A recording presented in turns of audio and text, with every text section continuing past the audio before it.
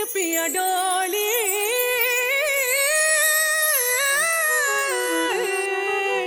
बिन पिया गोना।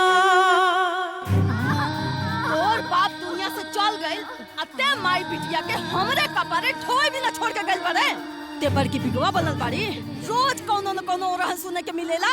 अब हम पूरा काम धंधा छोड़ के तोर रहन सुने बैठी ना सुधर पे ते।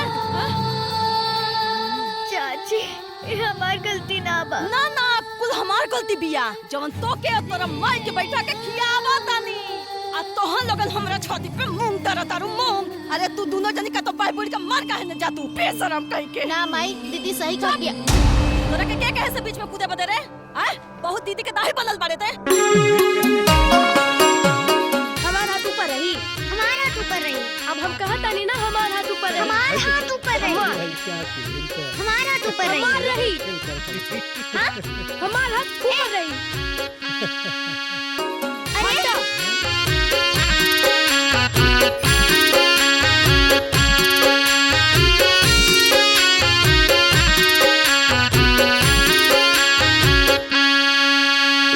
बड़ा भाग भइल तोहरा गोदी में जनमवा देई के दुलार दुलारवलु ए माई।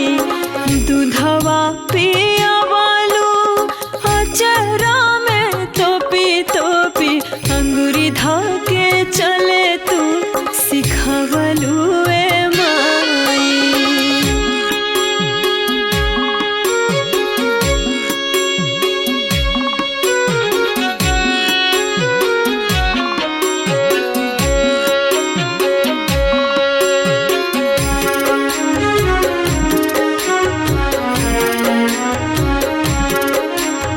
जवने आंगनैया में हम खिंचले बकैया हो। जवने आंगनैया में हम खिंचले बकैया घरवा एहो मेरिया में छोड़वलु ए माई। बुचिया के अपने खेल खाए के उमिरिया में बाछिले खा पगहा धरवलु ए माई।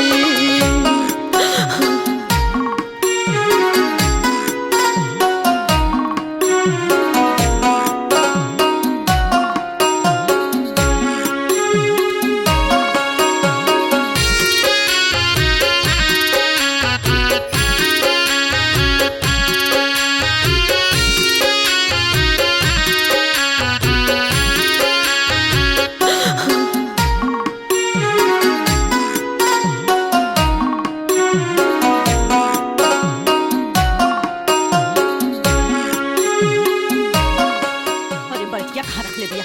हाँ? अरे अभी ले सुतल बिया। हे जीजी तुम मोह ममता छोड़ा, तुम्हारा बराती इंतजार करत तारे। एका विदाई के समय हो गई, लेके जगावा जल्दी। अरे आने घरे जाए के भाई कुल बाद में मेल मिलाप करियो। बिंदिया उठ ना बेटा। माई हमरा के सूते देना। अब तक ब्याह खत्म हो गइल, हमरा के नींद आवता। माई माथा के बोझ कोइनी काठ के करे जवा बेटा बिंदिया बियाह हो गई तो ससुराल तो जाए के बाना। माई हम तोरा के छोड़ के ना जाए, केहू के घर ना जाए। बेटी बड़े ना तोरा तो अपना माई के घर छोड़ अपना सास के घर जाए के पड़ी ना। हम तोरा के छोड़ के ना जाए, हम काहे जाए? बेटा तू हमर गुड़िया बेटी हो ना, अपना माई के बात माने लो ना। चल बेटा तैयार हो जा, सब इंतजार करता। चल चल। कवना कसूर कइने माथा के बोझ भइनी। हाँ, कवना कसूर कइने माथा के बोझ भइनी। काठ के करे जवा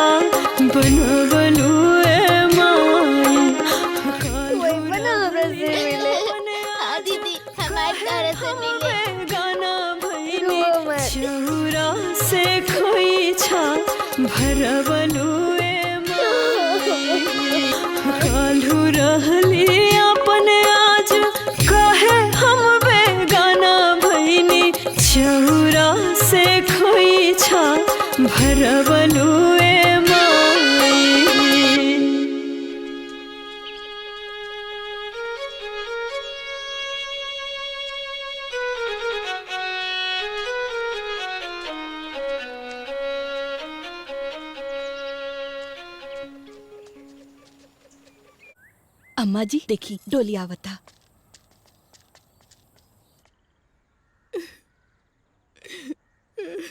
आराम से आराम से आराम से धीरे से। हाँ जाना था ना बिटिया पर आया धन होएली से।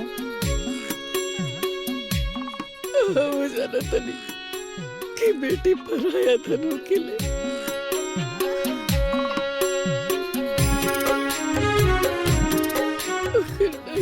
जीवन ना कटेला।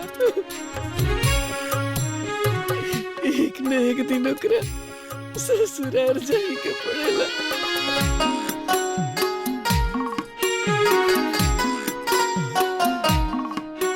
लेकिन कोनो उम्र समय होखेला और दुख ये बात के बाकी जौन बेटी आज तक हमारा अचरा न छोड़ला ओकरा घर छोड़े के पड़े।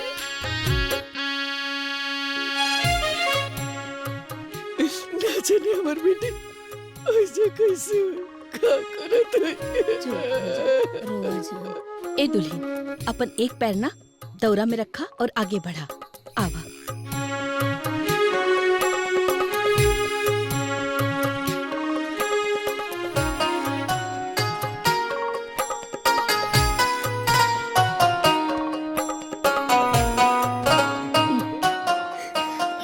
हमार घर नहीं के हम अपना मायके घर जाए।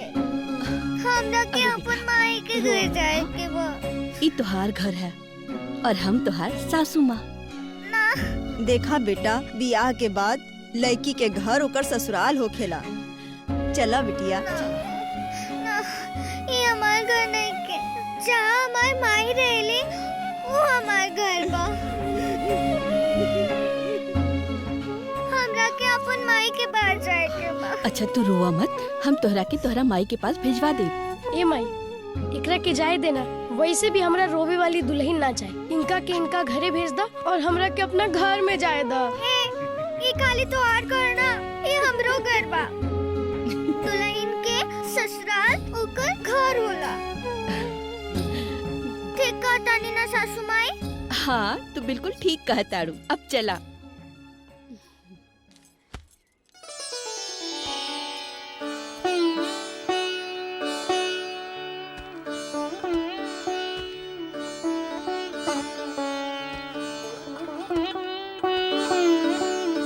अब ना अपना सीधा पैर से हई लोटा के चावल गिरा के कदम आगे बढ़ावा। ठीक।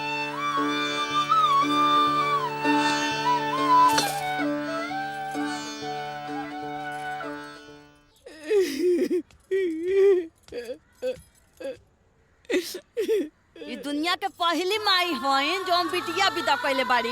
गांव में तो केहू के बिटिया भइले नहीं के, बिटिया के बियाह कइले नहीं के, बिटिया के विदाई कइले नहीं के। साझे बेला दुआरी पे बैठ के बुलुक कचुआवतारी घरे के कुल काम धंधा छोड़ के। अरे भौजी का नौटंकी कैले बड़वा? जंगले थोड़ी गइल बा। अरे ससुरे गइल बा। इतना बढ़िया घर परिवार रिश्तेदार बा। तोहरा के खुश होके के चाहिए। तू बैठ के बिलाप करताड़ू। शादी बियाह के घर दुआर बा। जाके हाथ बटावे के चाहिए। तो बैठ के हियां टुनटुना चुआवताड़ू। ए भैया खटिवा रामचरण का पहुंचाई दिया उनका। अरे अब उठबो के रोई के जिंदगी बीती, घर हो के काम धंधा होई महारानी। उठा, रोला से पेट ना भरी। देखा हमके पता बा तोहरा के दूध रोटी बहुत पसंद बा, यही से लेके आइल बानी। खाला। हम ना खाए। हमरा के अपन माई के पास जाए के बा। अरे बेटा इहो तो तोहरे घर है ना। ना ये हमार घर नहीं के। जहाँ हमारी माई रहेली वो हमार घर बा। ए बिटिया ये तोहर माई हई, आई तोहर बाबूजी, समझ लू ई तोरे घर है ना। ना ये हमार माई ना है। हमार माई तो घर पे बारी और हमार बाबूजी ना है। हमार बाबूजी तो भगवान के पास चल गए। खा लो थोड़ा सा, खा लो हमरा कहला से खा लो थोड़ा सा। है दिखा घोड़ा, ये तोहरा के चाहिए? हाँ ये कितना सुंदर बा। ये तो हम रख के ना, पहले तू खाना खा तब हम तोहरा के देब। खाना खइबू ना? ठीक बा, हम खाना खा ले। तल्ला।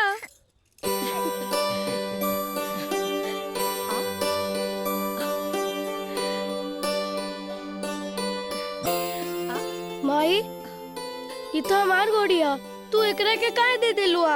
चल हमार घोड़ी वापस करा। ना ए हम ना दे। अरे हम कहा तानी ना हमार घोड़ी वापस करा। दो। अरे हट। दीप दीप छोड़ के रखे, छोड़, अरे छोड़ ना, छोड़ ना।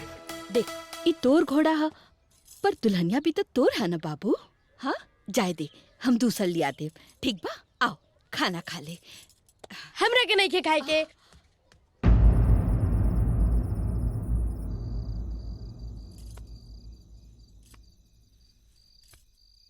अरे तू एजा काहे सुतल बाड़ू?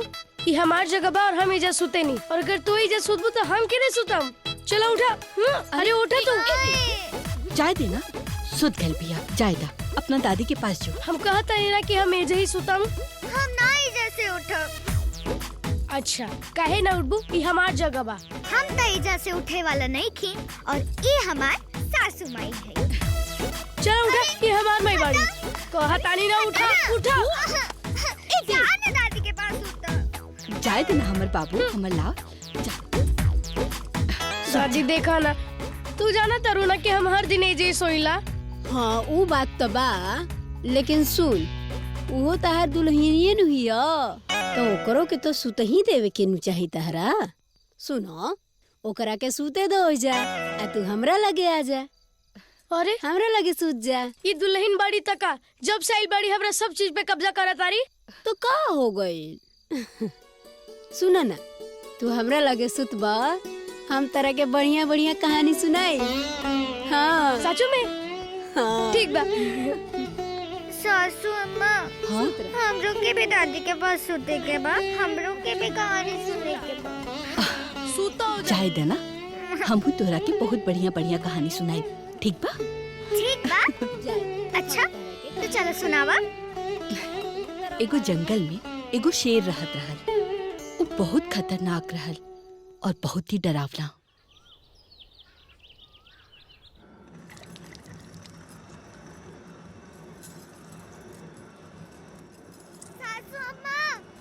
सासू अम्मा, का बिटिया, कोनो बात है का? कोनो तकलीफ है? हमरा के साड़ी वाड़ी नहीं के पहने के बा। ए ना हमरा के बहुत गड़त था, हमरा के फ्रॉक पहने के बा। अरे हमर बिटिया, तू एजा फ्रॉक ना पहन सकेलू, तू साड़ी ही पहना। ना हम फ्रॉक ही पहनब। दादी हम ना ये सब साड़ी ना पहनब, हमरा के केवल फ्रॉक पहने के बा। ना बिटिया, तू फ्रॉक पहनबू ना तो सब गांव वाला हंसी कि फलाने के पतोहिया फ्रॉक पहनले बिया। ना हमरा के कोनो मतलब नहीं खे। हम ही ना साड़ी पहनब ना चूड़ी पहनब। निकाली ना एकरा के। ए नहीं आवा, बैठा। देखा, तू हमार छोट सी सुंदर सी दुल्हन बाड़ू ना, हाँ? और तू सुहागिन बाड़ू, और सुहागिन के ई चूड़ी, बिंदी, सेनूर सब निशानी होला। तू एकरा के कब्बो मत उतरिया, बहुत सुंदर लागेलू। समझ गईलू ना? ठीक बा, खेला।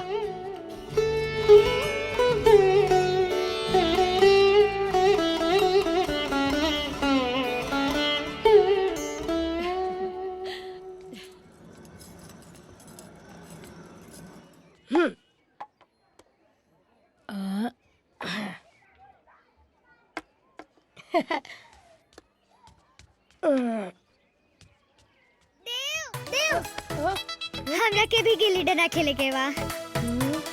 मार कपड़ा।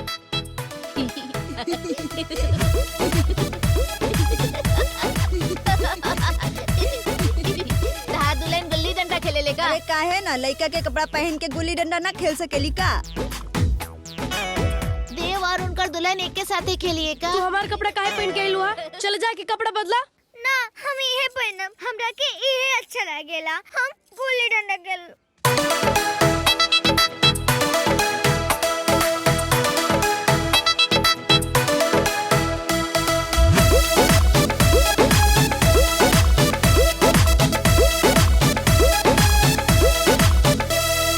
बकर बकर जनी बोली हाँ, बहुवर लभर चभर जनी चली हाँ, लाज शरम लिहाज से रही हाँ, सबके बतिया मनी हाँ, बुझलू?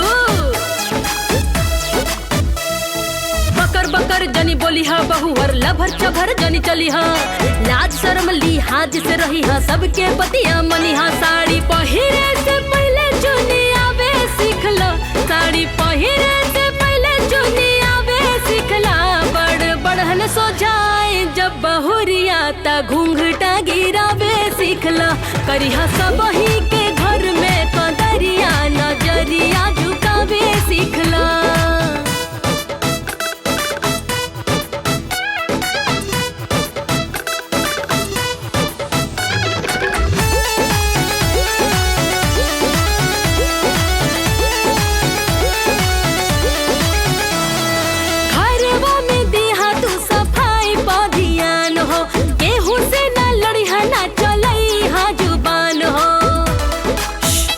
एकदम साइलेंट हाँ बड़ कुछ बोलता सहली हाँ बतिया दादी के तू पाँव छुई हाँ भोर के बखतिया धीरे धीरे घर में भोजन बनावे सीखला धीरे धीरे घर में भोजन बनावे सीखला बड़ बढ़न सो जाए जब बहुरिया ता घूंघटा गिरावे सीखला करिहा सब ही के घर में कदरिया नजरिया झुकावे सीखला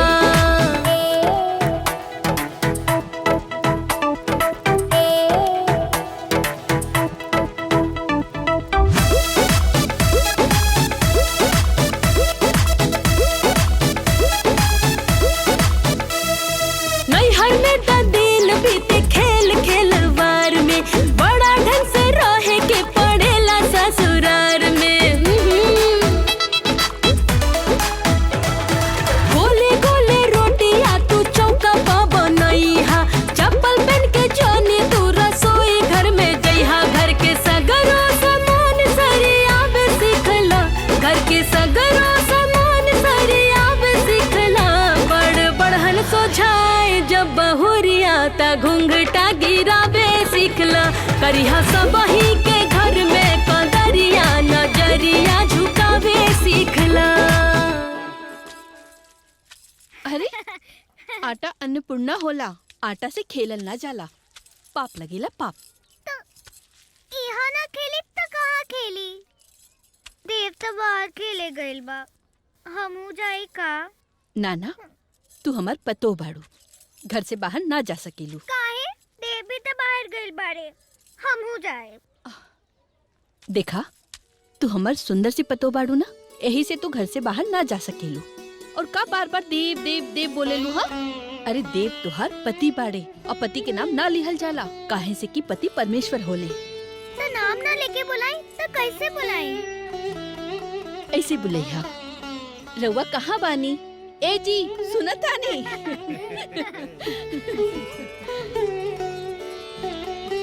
माई हम आ गई नी रोटी बनावत हई। प्रणाम हाँ? रहुआ आ गई नी हम कब से राउर इंतजार करत रहनी तू हमार गोड़ काहे छुआ तारू अरे रवा तो हमार पति परमेश्वर है ना यही से हम गोड़ छू के आशीर्वाद ले पानी अरे वाह बेटा पतोय का सच्चा सुख तू ही लेत बाड़ू बात तो एकदम सही बा सच्चा सुख तो लेत बानी अब रउआ लोग हाथ पैर धोली हम रोटी से कतानी खाना खा ले ए देव हाँ रोटी से कतानी खाना खा ले चल ना माई अभी ना हमनी के खेले के बा का बिंदिया हाँ और हमने के साथ सासू अम्मा जी दादी और बाबूजी भी खेली है चलिए हाँ। ना चला चला चला माई माई चला ना अरे हम का खेलब रे आ दादी तू भी हमनी के साथे खेला अरे हम का खेलब का? हमार कोनो खेले के उम्र बा चला ना दादी तोहनी के खेला सन चला ना तू सासू माई हाँ? रवा भी हमरा खेली से ना खेले अरे जाई। ना ना तू लोग खेला हम रोटी बना लेता नी ना अगर रवा ना खेलम ना आज से हम आपके पतो नहीं अरे बाप रे बाप सुना रउआ हमरे पतो रहिया हाँ हम रउआ संगे खेलब अब सुनली ना अम्मा जी ये हमार पतो ना रही तो खेलब ना रउआ खेलब रउआ भी सुन लेली ना अब तो कलाई के पड़ी हाँ सब केहू खेले खातिर तैयार बा बकीर खेलल का जाई लुका छुपी चला चला हाथ मिलावा मिले मिले से राजा जी न मिले ऊंचो बिंदिया चोर बिंदिया चोर बिंदिया चोर। ठीक बा, तू लोग छुपा, हम आगे मुदत आने। हाँ ठीक बा। अम्मा जी चल चली भाई, छो चल, चली। 2 3 4 5 6 7 8 9 10।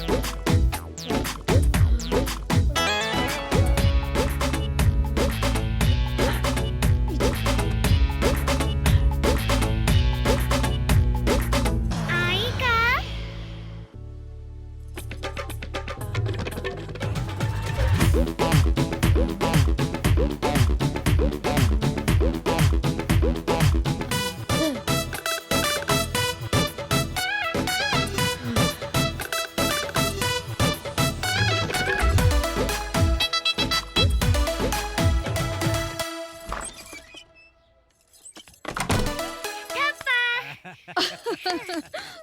हमनी तो पकड़ा अब बचल गई। बाड़े दादी और देव।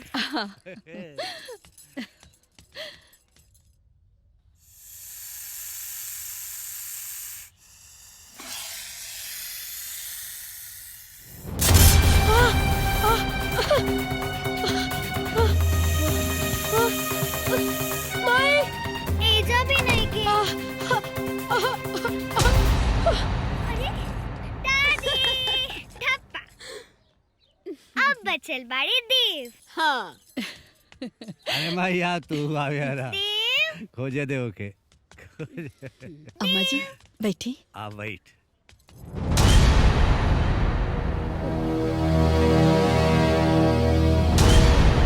सासू अम्मा हाँ रउआ के पता बाका कि देव कहाँ बाड़े? देव ऊ हाँ वो कहाँ बाड़े? अब हमके का पता कि तोहार ऊ कहाँ बाड़े। जाके ढूंढा। बाहर वाले कमरा में हुई है।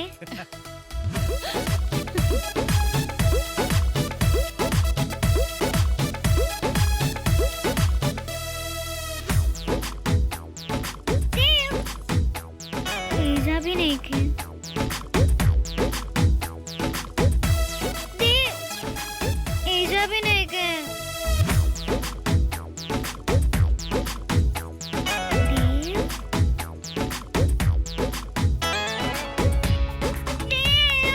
देव तू मिल गई ना। चला निकला यहाँ से। आज देखो देव तो बेमानी करत बाड़ा। तू जागी ना हम छुपब। ए देव उठत काहे नहीं खा? कह देव हम सासू अम्मा से। सासू अम्मा। सासू अम्मा। हाँ सासू अम्मा।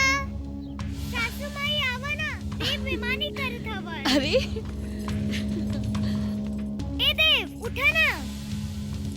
का भाई देखी ना ई नहीं के देव? उठत। देव ये झाग काहे गिरत था? ए देव देव का भइला? देव ए जी सुनत तानी। अरे देखी ना देखी ना देव के मुंह से झाग निकलता पता नहीं काहे। ए बाबू ए देव अरे अरे कुछ तो बोल। हाय देखी कुछ कटला के निशान हो। साहब उठाई एकरा के। अब चढ़ावे करती लेके चली ना। उठाई अरे उठाई ना। जरा पर काम कर गए। नहीं हमारे को देवा मन को छोड़ कर चल गए। ए देव अरे हमार लाल उठना। देव के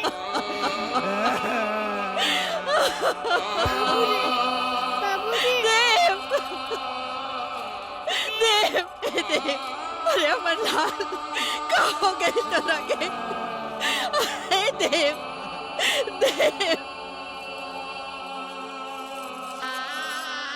रवा हमारी चूड़ी काहे फोड़तानी? ई तो हमार सुहाग की निशानी है ना। सासू अम्मा देखी ना रवे कहत रहनी ई हमार चूड़ी, ई बिंदी, ई सिंदूर, ई सब हमार सुहाग की निशानी है। तो ये सब काहे फोड़ा तानी? सुहाग की निशानी। ए बचिया, जब तोहर सुहाग के उचड़ के तो निशानी के का करबू?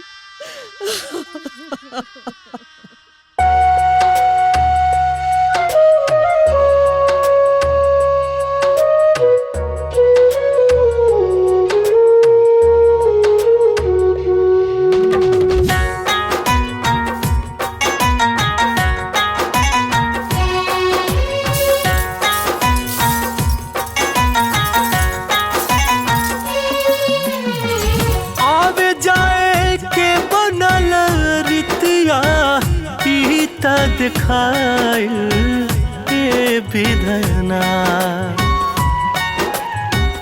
आवे जाए के बनल रितिया ई त दिखाइल ए विधना खिलले से पहिले ई फूलवा काहे मुरझाइल ए विधना खिलले से पहिले ई फूलवा काहे मुरझाइल ए विधना कावन बादरिया में चनवा जाके लुकाइल ए विधना खिलले से पहिले ई फूलवा काहे मुरझाइल ए विधना खिलले से पहिले ई फूलवा काहे मुरझाइल ए विधना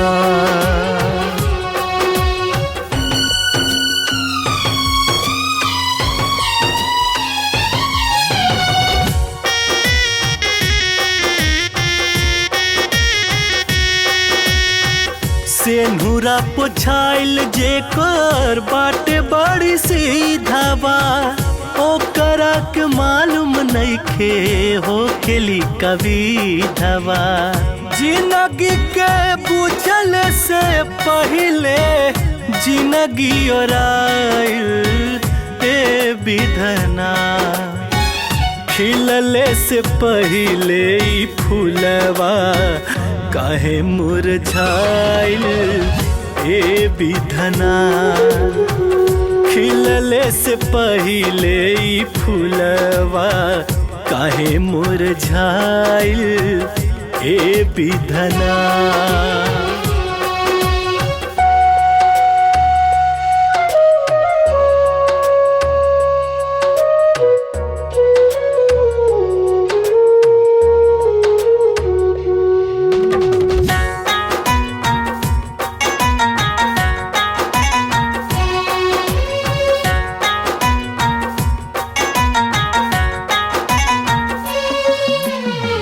चार दिन की चांदनी फेरो रात आंधियारिया काहे के दिहला विधना इतने कम उमरिया ऐसन तू खेल देखवला समझ में न आइल ए विधना खिलले से पहिले ई फूलवा काहे मुरझाइल ए विधना खिलले से पहिले ई फूलवा काहे मुरझाइल ए विधना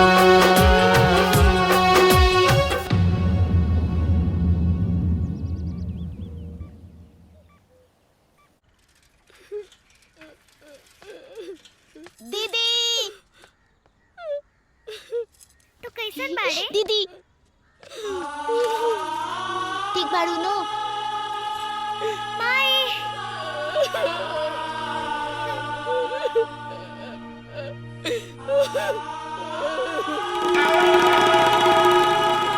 माई तू रोवत काहे बाड़ू? अरे बेटा तेरे के देखनी है ना, तेरे आई आ गिला मेरा।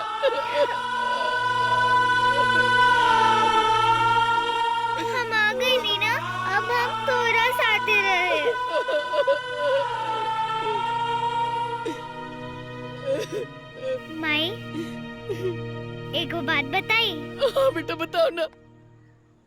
हमरा सुहाग उजड़ गई।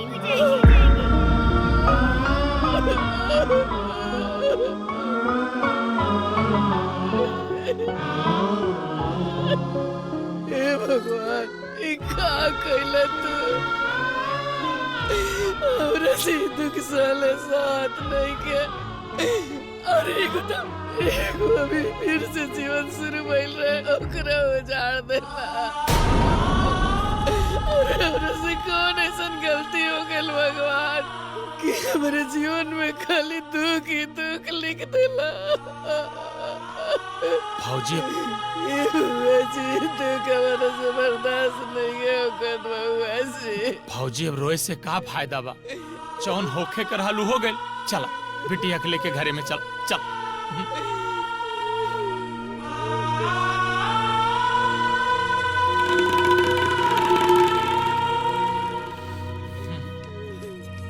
हे का हो यह तो गई रहला कमाई करे आ गईला कमाई के। अरे का हो गइल चल गई नहीं ऐसा समय पे ना जाती तो पूरा गांव समाज का कहत। अरे ऐसे वैसे ना जाए लेकिन दुख के समय में तो जाए के चाहे ना। और चल गई नहीं था बिटिया के भी साथ में लिवा आई नहीं और लिवा के आ गई नहीं तो का हो गई तोहार भी दिमाग ना। हाँ हमरे कहाँ दिमाग बुद्धि बा हमार तो बुद्धि घास चले चल गइल बा। खाली रहूंगा बड़का बुद्धिमान बनल बाड़ी। एक विपत तो लेके ठोते रहली कपारे पे एगो और उठा के ले आईला। तोहरे जैसन बुद्धि दुनिया में बा केहू के अब लेके बैठ के ढोवाइया। तोहरे जैसन आदमी केहू के ना मिले। शिवा। हाँ दीदी। हम लोग के भी डना खेले के। हरे राम भला करो। हाय देखाओ ये विधवा होके कैसा कपड़ा पहन ले बिया। का हो गइल पहले बता। का हो गइल? अरे रउआ का तब चुप रहा करी ना समझ में आओगे तो मत बोलल करी कुछ। बढ़िया है। हाँ करे ये कपड़ा के कदस्तों के पहने खातिर बोल काहे पहन लेते ऐसा कपड़ा। घरे में हम सफेद साड़ी ले आइल बाड़ी चल के जो आओ के पहिर ठीक बा। हमरा क्यों ना पहने के बाद हमरा के अच्छा ना लगेला हम ना पहना। ए छटको जाए देना बच्चा भी याद देखा था हमरा क्यों साड़ी नहीं के पहने के रह देना। ये बच्चा बिया गांव समाज बच्चा नहीं खे थू थू हो जाई हमने के थू थू। हमने के गांव समाज में मुंह दिखाई पड़ जाई लोगा के का। अरे ना आगे ना था ना पीछे पगहा। चुपचाप ले जाइए एकरा के और साड़ी पहना दी। साड़ी ना पहना हमरा के अच्छा ना लगेला। कैसे नहीं के पहिरबू बहिनी तोहरा के तो हम पहिराए अपना हाथ से पहिराए। एक बात कान खोल के सुन ला तो समझ ला कि यह घर में रहे के बाद नियम और धर्म से रहे के पड़ी। चलते देखा तरी कैसे ना पहन। चल चल हाँ कहा तनी चल हमरा के छोड़ दो। चल चल चल देखा तनी कैसे ना पहन दे।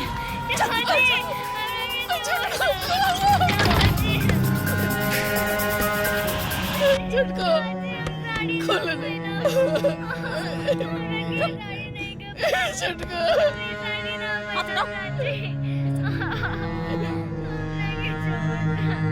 चुप एकदम मुंह बंद कर और कान खोल के सुन ले ऐसा ही साड़ी तुरंत पहने के बाद।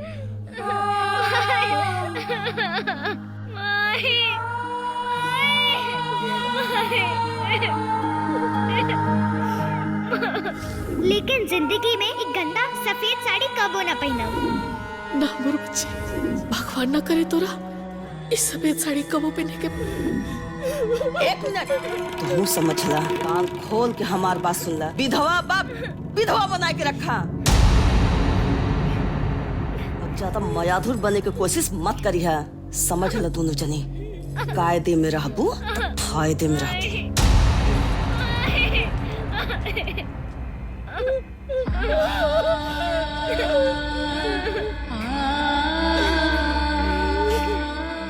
अरे हम तोहरा के कितनी बार बोलनी है कि विदिया भी बच्ची बा।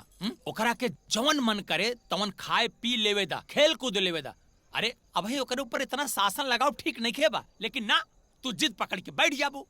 बस ओकरा के सफेद साड़ी पहरावे के बाद तब पहरावे के बाद पता ना तोहरा के का फायदा मिल जाए सफेद साड़ी पहरावे से। हो गई फायदा बा एक ना इतना सारा फायदा बा तोहरा के समझ में ना आई। काहे कि जब बुद्धि बटत रहे ना तो तू चल गई रहला घास चरे। अरे मैं खोपड़िया में कुछ रही तब न समझ में आई। तो हमारे ना समझ में आता तू ही बता दा देवी, बता। हाँ तो ध्यान से सुना, अगर ओके विधवा बना के ना रखल जाई तो दिन पर दिन सयान होता, और जब वो सयान हो जाई तब वो भुला जाई कि हम विधवा होई। और ओकरा बाद गांव के, समाज के, टोला पड़ोसी के जब जोर पड़ी नू, दबाव पड़ी नू, तब दूसर बियाह करे के पड़ी। और ओकरे बाद फिर वो ना मानी तक का करबा। अरे यार, तू तो बड़ा बुद्धिमान बाड़ू। ये बतिया तो हमारे समझाइन में नहीं खे आयल। बड़ा दूर तक सोचे लू हो, मान गई नी तोहरा में। मन बना में कुछ रही तब न बुझाई।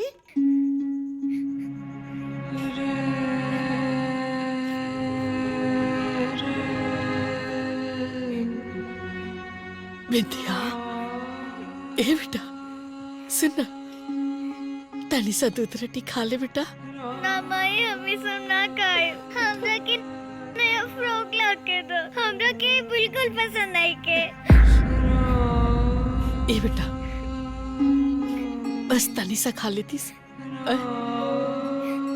मुश्किल के घड़ी आइल बा बेटा हमनी के ऊपर। ए मजबूरी बाटे हमनी के बेटा। ते अपना चाची के जानता रहे ना, तोर बाल नोच ली है। ए बेटा ए जिद मत कर बेटा, थोड़ा सा खा ले। ना माई हम दूध रोटी ना खाए, हटा बैठ करके। अच्छा सुन, हम ना अपना हाथ खिला देते नहीं, अपना गुड़िया रानी के ना हम अपना हाथ से खेल ले बेटा। ना माई हम ये सब ना खाए, और एक कपड़ा कितना गंदा बा, हम ये सब ना पहना।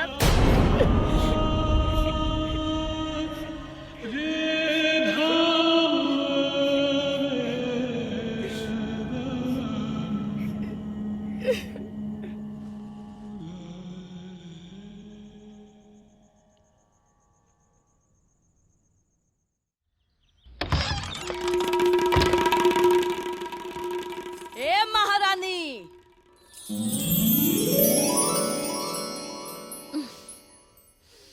ई बेरा हो गइल और घरे के कुल काम काज पड़ल बाटे, चूल्ह बर्तन खाप कुल पड़ल बाटे, और तू तान के सूतल बाड़ू हो। अरे तनको लाज शरम बा कि कुल घोर के पी गइल बाड़ू। ई कुल के करी हो? हम बुढ़ारी दा जाई तोहे तोरे माई के खट के खियाई। अरे चाची, त तारा के कहला के बुढ़ारी में खट? हाँ अरे होई ना। कैसे होई हो? क्या करी? नौकर चाकर लागल बारे करे बदे? देखा हर रोज के नाटक हो गइल बा।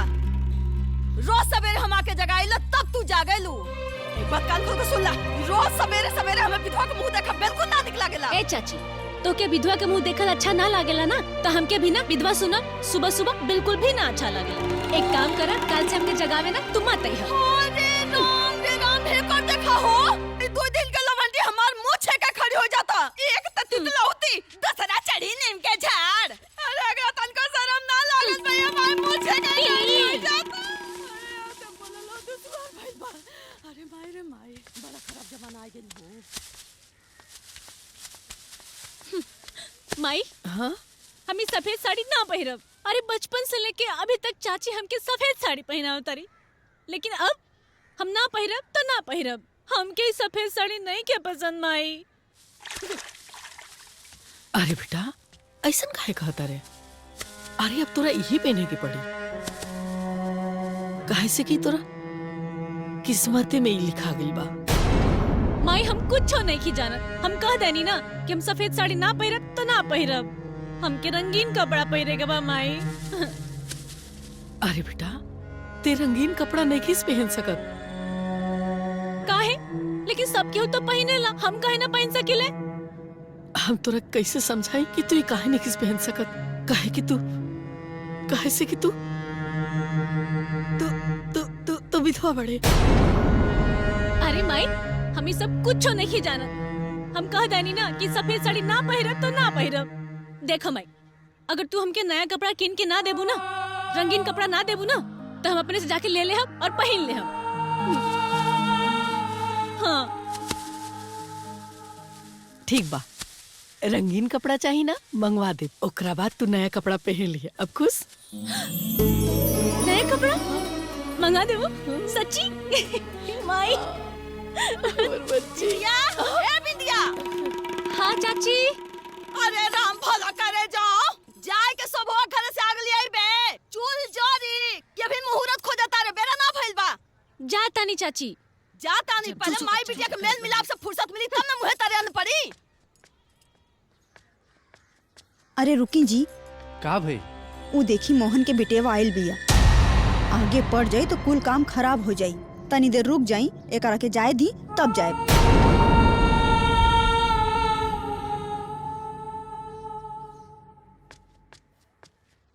अरे चाची, जौन होखे के होई तौने होई, और केहू के आगे पड़ गए से कुछ बदल थोड़े ना जाई। जेकरा लीलार पर जौन लिखल होई ओकरा के केहू टाल नहीं खे सकत। और रवा लोग के ज्यादा बुरा लगता तो आज के बाद से हम रवा लोग के अरे घरे ना आई। बिटिया, ऐसन बात ना बा। तू तनके में बुरा मान गईलू। उना विधवा लोग सामने पड़ जाला तब कुल काम खराब हो जाला। यही से कहानी है, दिल पे मत लिहा बेटा। ठीक बा चाची, आगे लेबे आइल रह। हाँ हाँ ठीक बा। ए बहू, भौजी तनी आगे देबू।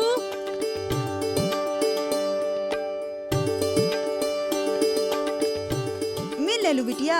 हाँ चाची। ठीक बा, जा। और बहनी कुल ठीक ठाक बा ना? हमार तो कुल ठीक बा भौजी। आपन घर परिवार के हाल बतावा, सब ठीक बा? अरे का बताए, वो तो हमरे ऐसन बा कि निबह जाता। अगर हमरे जगह दूसर केहू होत नु तो कहिए किनारा खींच ले होत। दू गो विधवा के पालल पाके हो के बस के बात। सही कहा तरू भौजी, तोहरे नियन रहत ना कि आपन दिमाग दौड़ा के सबके साथे रहल जाओ। अरे राम भला करो जाओ, भगवान इतना बुद्धि न देले होते त एगो कमैया अब 5-5 गो ठुसवैया के पेट भर पावत ना भर पावत। अरे बहनी, इतना कैला के बाद होते केहू पोस पाने वाला नहीं खे। जाए तो बहन अपन काम कर, ऊपर वाला सब देखता रहे। हाँ चाची, ऊपर वाला सब देखत बाड़े कि के केकरा कितना खियावता कितना संभारता। अरे अपने से उठ के ते गिलास पानी पिएबे ना करी है और बात करी है इतना बड़का बड़का। देख ले बहनी, हाय तनी देख ले जा, अपने आँखी देख ले जा, अपने काने सुन ले जा कर बात। अरे अब तो मुँह से कुछ बोल, अब तो सुवार बात है। अरे इतना दीदा के इतनी तेज बिया के मुँह छेके खड़ी हो जाता। वो कहावत बाना कि हमार बिल्ली हमारी से में आओ। अरे इन्हन के मुँह देखो पापा। चला जीजी बाहर चल के बैठल जाओ, चला।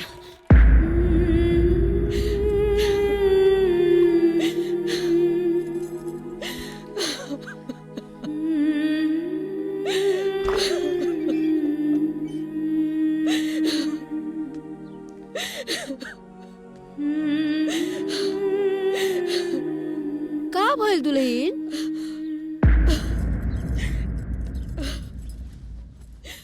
ये कहा का भइल भाई? ए बाबू, हाँ? समझावा तो तनी इनका के।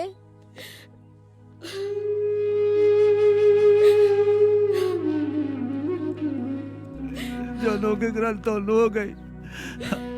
अब रोला से कोनो फायदा ना, बबुआ वापस ना आई। ए बिटिया, 15 साल हो गई तू फोटो देख देख रोआ तारू। बिटिया अब वो वापस ना आई। जहाँ वो गइल बानू ओजा से केहू वापस ना आवेला। बिटिया भुला जाए, रो मत। कैसे भुला जाए अम्मा जी, कैसे भुला जाए अपने कलेजा के टुकड़ा के। आज होकत ना तो सयान हो गई हो, लड़का बच्चा वाला हो गई हो। ठीक कहा तारू दुल्हन। ए बाबू, अपन पोतोहिया तो एजा सयान हो गइल होई ना। भाई सही बहुत दिन हो गए ओकरा गइले, अब तो सयान हो गल होई। ए जी, पतो के ले आई ना, हमनी के ओकरा के देख के जी लिहल जाए। 15 साल हो गए ओकरा गइला, पता न कैसे होई। हो सकेला ओकर बियाह शादी कर देले होखे लोग। ना बाबू ना, ओकर हाल चाल लो। अब बियाह शादी ना भइल होखे नु, ओकरा के लेके विदा करा के आओ, समझला? हाँ, रउआ एक बार जाई त। ठीक बा, हम बिहान चल जाए।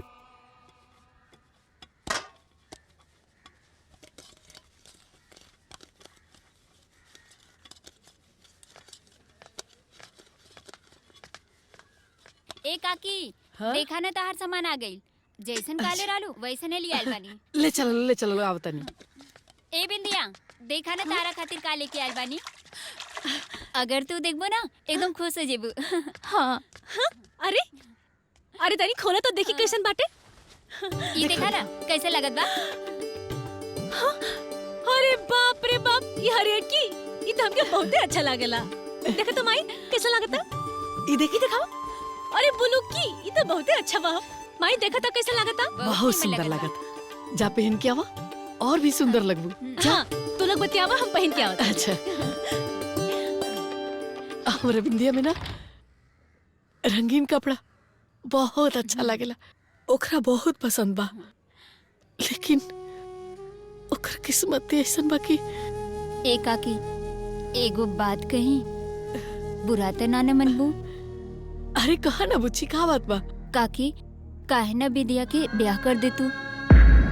हाँ काकी, तनी सोची, बिंदिया के तो अभी पूरा उम्र बाकी बाटे। लोगन के बारे में ना सोची, बिंदिया के बारे में सोची। कहीं देख के इनका शादी कर दी। हम तो ये चाहता नहीं बिटिया, लेकिन हमारा बिटिया के जीवन पे ऐसा दाग लाग गइल बा कि हम चाह के भी नहीं छुपा सकत। एक बार ब्याह भइला के बाद दोबारा होकर न। अरे काकी तुम वो गुड्डा गुड्डी के खेल के बियाह का तारू। वो बियाह ना खिलवाड़ भइल रहल। रउआ अगर तैयार हो जाए तो बिंदिया के बियाह हो जाए और ये ढकोसला सब तो खत्म हो जाए। तू लोग एकदम ठीक कहा तारू। हम ना इस विषय में जरूर सोचब।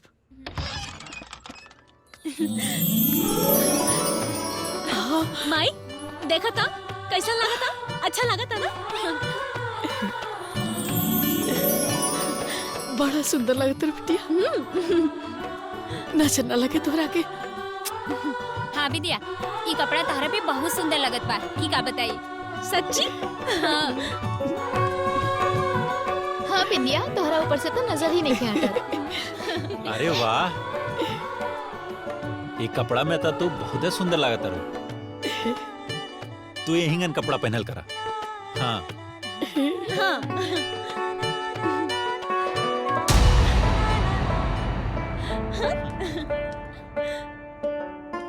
खुश बाड़े ना।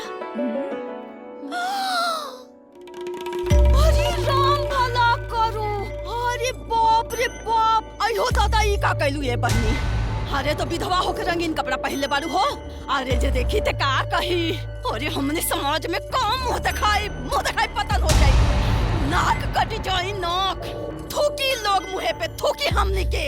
अरे चाची, अरे हमरा रंगीन कपड़ा पहन लेले से तोहर नाक कट जाता। हाँ तोरा मुंह करीखा पोता जाता। अरे हम इंसान ना है का हो। मने हम रंगीन कपड़ा ना पहन सकिले का। ना पहन सकल तू रंगीन कपड़ा, काहे कि तू विधवा हो। विधवा झाइन। ए चाची चुप हो जा, अब और ज्यादा मत बोला। बहुत हो गल तोहर विधवा बिला। जब देखा तब विधवा विधवा विधवा सुन सुन के ना हमार दिमाग पाक गइल बाटे। अरे कौन बात के विधवा हो। हाँ अरे हम अपना का विधवा विधवा ना माने। अरे हमके तो ये भी नहीं के पता कि हमार बियाह कब भइल रहे। तो कौन बात के विधवा। हाँ अरे हम विधवा विधवा नहीं की बुझलू। हाँ हे कहते खतर तू ई बड़ी तीता के तेज हो गइल बहो। एकरा के समझाला और ना ही तो सब जन अपन ठिकाना देखला। ई कुलिया घर में ना चली बस। हाँ जाए दो ना छुटको, काहे हला करतर। अरे कौन बड़ गलती कर दिली बिया। कपड़े न पहन ले बिया, कोनो पहाड़ त नहीं के टूट पड़ल। कौनो गलती नहीं के कलिस। तो ऐसन काहे न कर तू। तो हाउ पहिनला रंगीन कपड़ा। खाली रंगीन कपड़े मत पहिरा, हाथे में चूड़ी पहिनला, बिंदी लगाला। चाची दोनों जनी सेनुरो टिक ले जा। तक भी ते सेनुरो टिक ले जा। जाके झमकावा जब माई बिटिया। तोहनी के सब लाश शरम धोई के पी डाल ले बारू एकदम। केहू के मुंह देखावे लायक देखे छोड़ लू। आ तहनी दोनों रे हैं तहनी यह कुल करे आल बड़े। पड़ी ही तैसी बनल बाड़े। तोहनियों के माई बाप से कहाई के पड़ी तब्बे सुधर बे तहन। ना ए काकी ऐसे ना करिया, हमने के यहाँ ना आवल जाई। चल काकी हमने जाता नहीं, चलो। हम कह देता नहीं, एकरा के समझा दा। आज के बाद ये घर में ही रंगीन कपड़ा ना पहनो, नहीं तो अपन ठिकाना देख ले जा। ना तो हमसे बुरा क्यों ना होगी। मुझे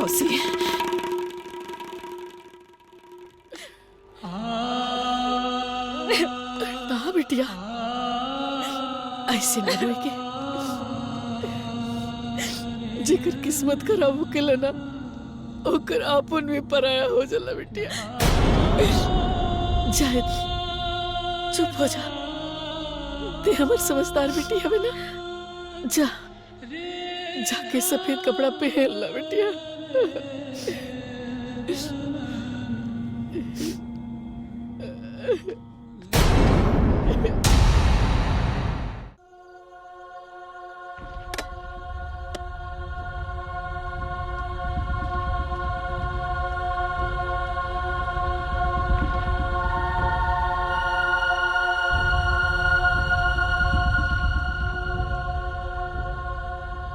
बहुआ जी, बुरा ना मानी ता रहुआ से एगो बात कहे के रहे। अरे भौजी का बोलबो, बोला ना, का कहे चाहता रो? हम सोचत रहनी है कि काहे संकोचा ताड़ो, कहा ना। बिंदिया बड़ हो गई बिया। रहुआ तो जानते बानी कि सियान लड़की ओकरा सामने इतना बढ़न जीवन बा। यही से हम कहनी है कि ओकर दूसर बियाह कर देहल जा। सुनी सुनी सुनी का कहतारी। अरे इनका मन में का चुरता, हमरा के पता रहे। अरे बारिश के ओर गिरला से पहले हमरा के बुझा गए रहे।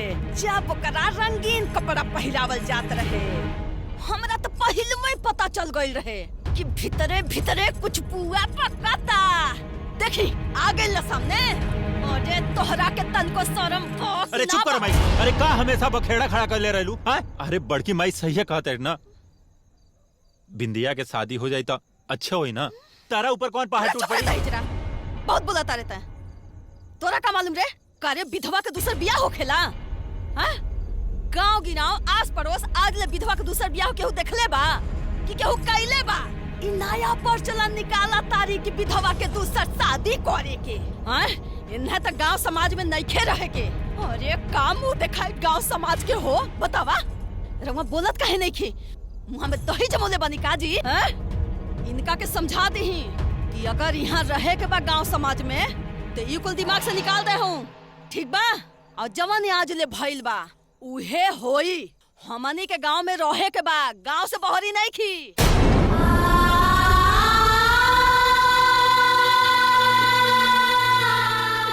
भौजी ये सही कहा तानी। विद्या के अगर दूसर बियाह होई त गांव समाज का कही?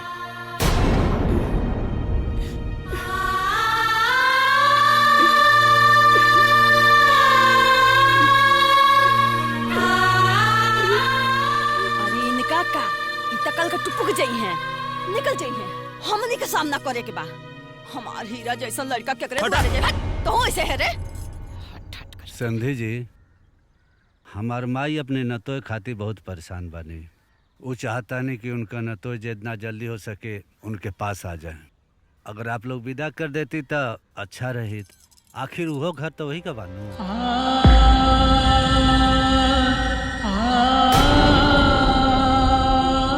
समझी जी, राउर पतो बिया, जब मर्जी करे तब लीवा जाइए। समझी जी, रहुआ बुरा न मानी तो हम रहुआ से कुछ कहल चाहता नहीं। हाँ हाँ कहीं।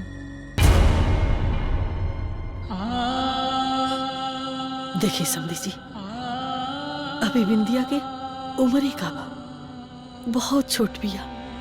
ओकरा सामने पूरा जीवन पड़ल बा।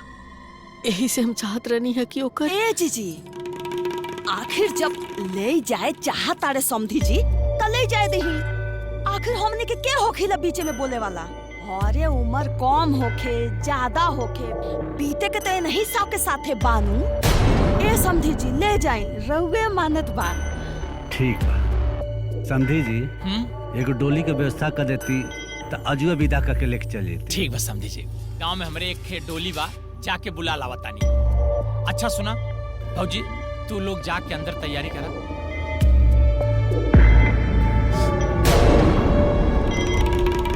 हम जाके डोली अकहार साथ में लिवा के आवतानी। ए बेटा। जी बाबूजी।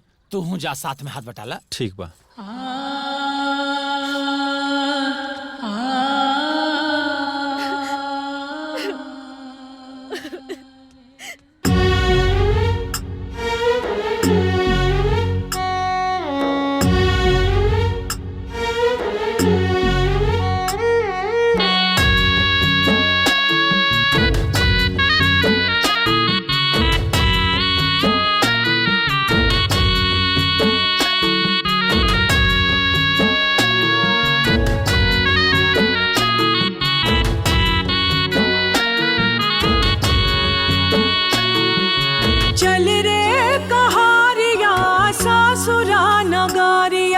चल पग डहारिया पहुँच भी नुसरिया।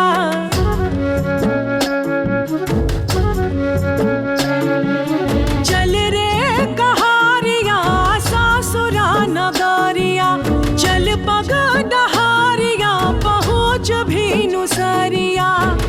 मन में नया सुकौनो आँखी में सपना, मन में नया सुकौनो सपना। बिन पिया डोली बिन पिया गाना, बिन पिया डोली बिन पिया गाना।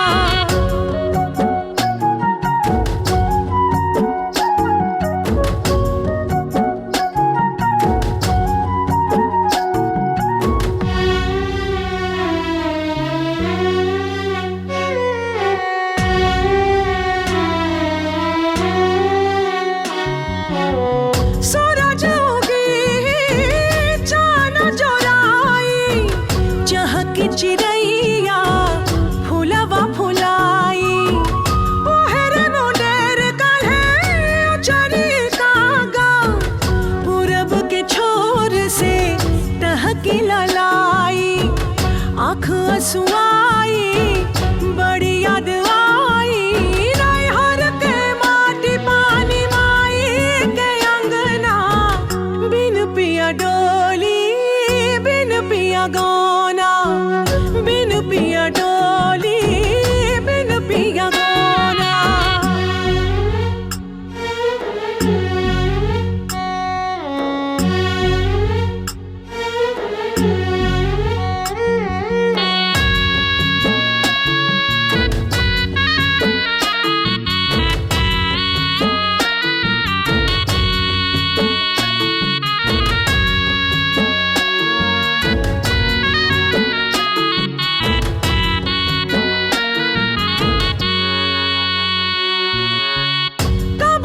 सोचली दिन को भलाई, खुशी गजराई सुदीन बदराई। ऐसन हो जाई भाग या भागा, खिला तू मिरिया ऐसे नजराई। होखे के सुमंगल भइल अमंगल, बरही के मेरा लुक झुकाई रे दियाना।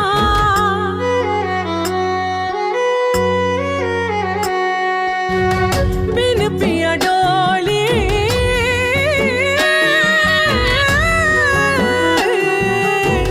बिन पिया गाना। ए बहिन जाना तानी अवधू अपना पतोहिया के घरे ले आइले बाड़े। का कहा तारू सच में? ला इनकर सुना। का हो बहिन, गाँव में रहेलू कि कहीं और रहेलू? ए दीदी, हम गइल रहनी देखे, ओकरा के देख के बड़ा दया आवत रहे। इतना सुंदर भगवान रूप रंग काया दे के कुल बिगाड़ देले। सही कहा तारू। ओकर पूरा जीवन व्यर्थ हो गइल। उ बेचारी जिंदा लाश बन के रह गइल। जौन किस्मत में लिखल बा उ तो भुगते के पड़ी ना।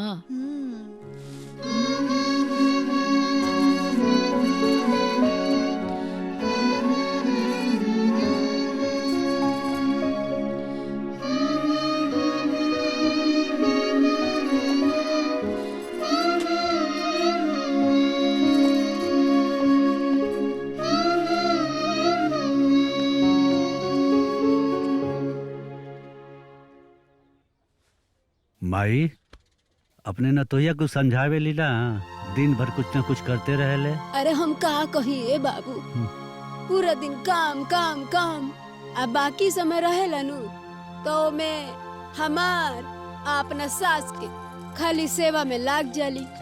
अम्मा जी आ गई लहू। का हो ई का ले आइल बड़ू? ई देखी, ई साड़ी है, रउआ अपना हाथे से अपने पतोहू के दे दी। हाँ भाई, बड़ा निमन बाबू। दे दे। ए दुल्हीन जी दादी। अरे हेने आवा। हाँ आओ तनी। अरे तनी जल्दी आवा ना। हाँ आओ तनी।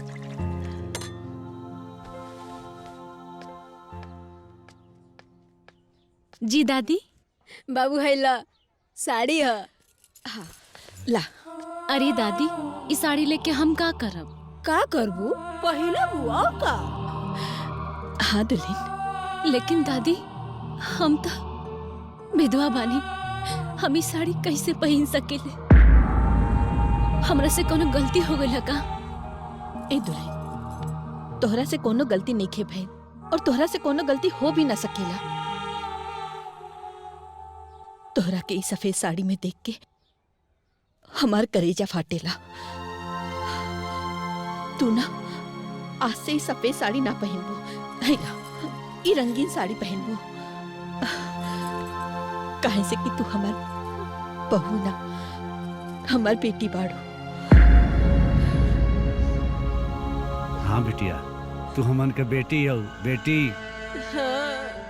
साड़ी ना पहनब चाची। हमरा के छोड़ चाची। माही चुप, एकदम मुंह बंद कर।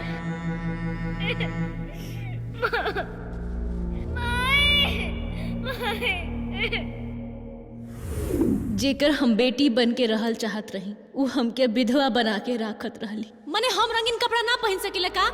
ना पहन सकलू तू रंगीन कपड़ा, काहे को तो विधवा हो, विधवा। और जहाँ विधवा बन के रहे के चाहिए, वहाँ हमके बेटी बना के राखल जात बाटे। कितना अंतर बाटे दोनों जन के सोच में।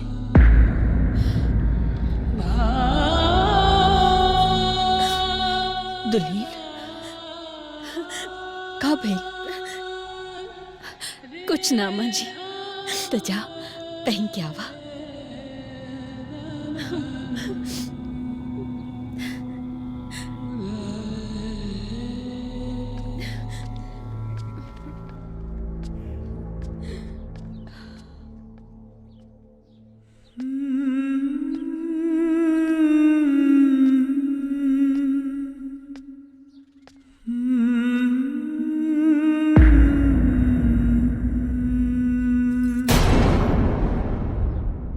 अरे दीदी, का विधवा होके ऐसन साड़ी पहन ले बाड़ी? तब भइल का?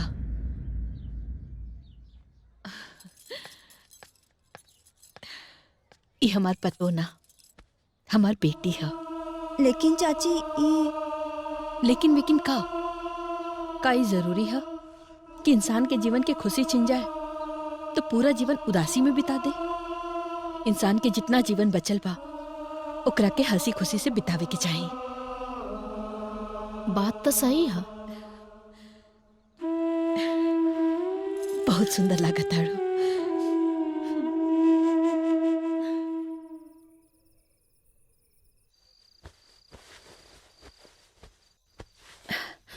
अरे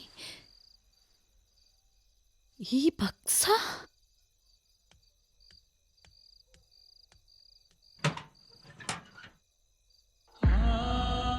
हमार घर नहीं के, जहाँ हमार माई रहेली वो हमार घर बा।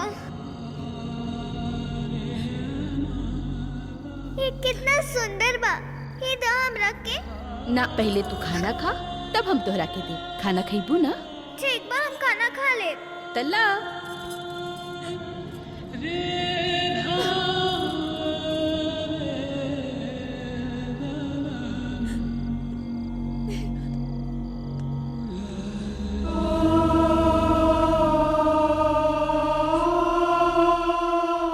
देव,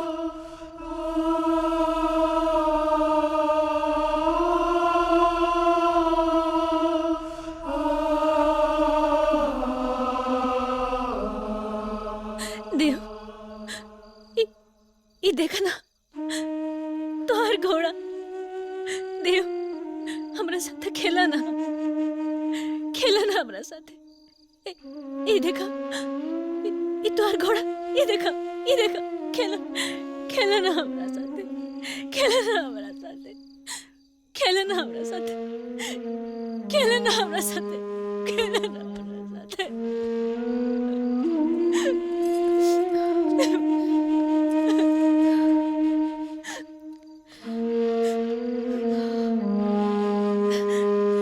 अम्मा जी,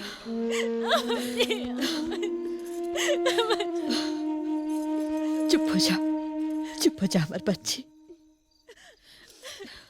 हमनी के देवना अब हमनी खातिर सपना हो गइल बा। हमनी के बेसहारा छोड़ के बहुत दूर चल गइल बा। बकीर तू चिंता मत करिया, हम बानी ना, हम तरह के कब्बो कौनो कमी ना होके दे।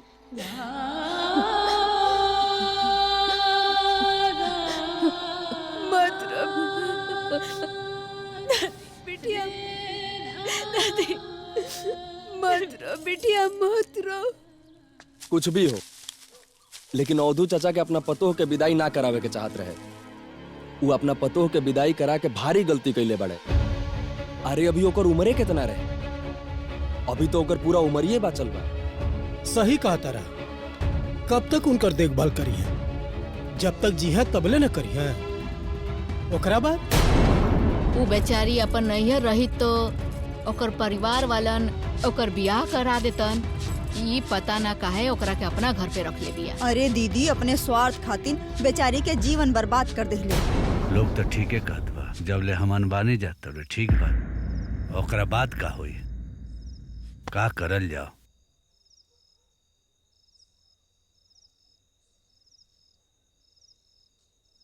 बियाह?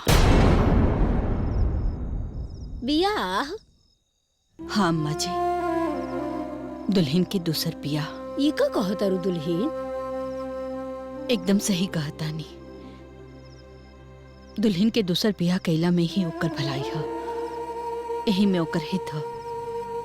सही कहता रू, वो सब तो ठीक बा, लेकिन ओकरा से बियाह करी के विधवा लड़की से। मारे तू बस खाली ना अपने नतिन पुतैया के मना ले, ओकरे बाद पाँव से मिल करके कहीं न कहीं बिया ठिकाई ले जाई।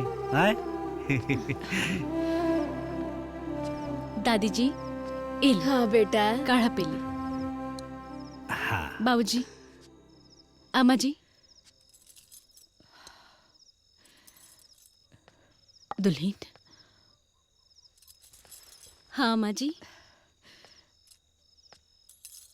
ए बेटा, तोहरा से एगो बात कही, मनबू? अरे अम्मा जी, ऐसन काहे कहता नहीं? रवा कोनो बात कहब और हम ना मानब, ऐसन हो सकेला का? कहीं ना, का कहता नहीं? तू दूसर बियाह खेला बेटा।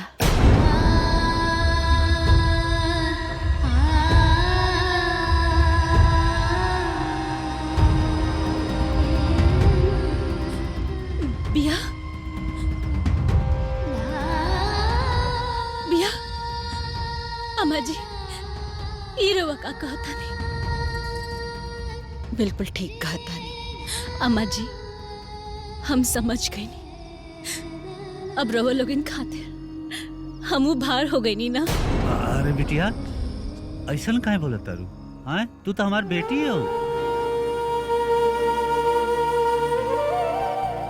अरे बिटिया, तू तो हमने के जान के टुकड़ा हो, तू बाहर कैसे हो सकता रू? हैं? तब फिर रवा लोग ऐसा काहे कहता नहीं? हमनी के मजबूरी है, यही में तोहार हित है। अरे अम्मा जी, ऐसा कौन मजबूरी हो गई? मजबूरी हो के चाहे कुछ हो जाए, हम रवा लोग के छोड़ के कहीं न जाए। ना बिटिया, तू ऐसा मत कह। अरे हमनी के तो अपन जैसे तैसे जिंदगी काट लेनी जा, 4 दिन की और जिंदगी बाचल बा। लेकिन बिटिया, हमनी के बाद तो हार का होई? यही में भलाई बाकी तू ब्याह कर ले बिटिया। अभी तो तहर पूरा जीवन पड़ल बा, अकेले कैसे कटबू हमार बिटिया? अम्मा जी बिल्कुल सही कहा तानी।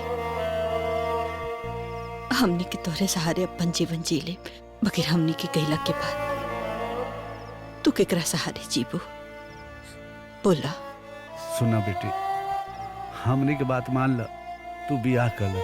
वैसे भी ई घर तोहरे है, जब मन करे तब अइहा, जब मन करे तब जइहा। हाँ बेटिया, ये घर तहरे है, हमनी के तहरा सिवा के बा? बिटिया, हम तोरा के अपन बेटी मन ले बानी और तोहार कन्यादान करल चाहतानी। हम तोरा आगे हाथ जोड़तानी, हमरा के ई सौभाग्य देता। अरे अम्मा जी, ई रहो का करता नहीं, ऐसा मत करी।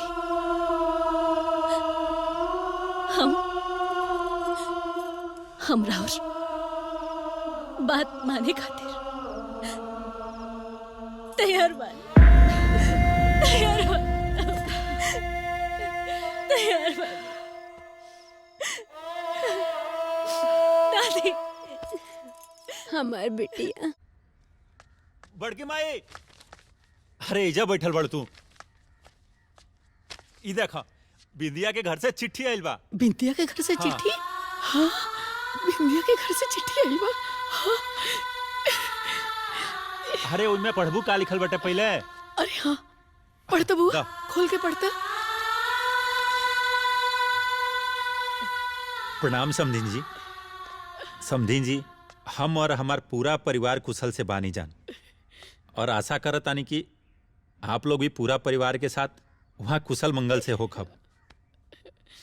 हमार पूरा परिवार के इच्छा बाटे कि बिंदिया बेटी के दूसर बियाह कर दिहल जा। हाँ बड़की माई। दूसर बियाह? ए बेटा, आगे बढ़। हाँ, हमनी सब पूरा तैयारी कर लेल बन जान। बसरा और आदेश हो जाता कहीं घर बार खोजती जान। आपन विचार जल्दी से जल्दी चिट्ठी में लिख के बताए। प्रणाम। समधी जी, हमके रउआ लोग का निर्णय बहुत अच्छा लगल, हमके मंजूर बा। रउआ लोग बिंदिया खातिर लड़का खोजे और हमनी सब परिवार साथे बियाह में आइब जा। हम काले पाहुन के लिया के खोजल शुरू कर देते हैं। हाँ हाँ हाँ।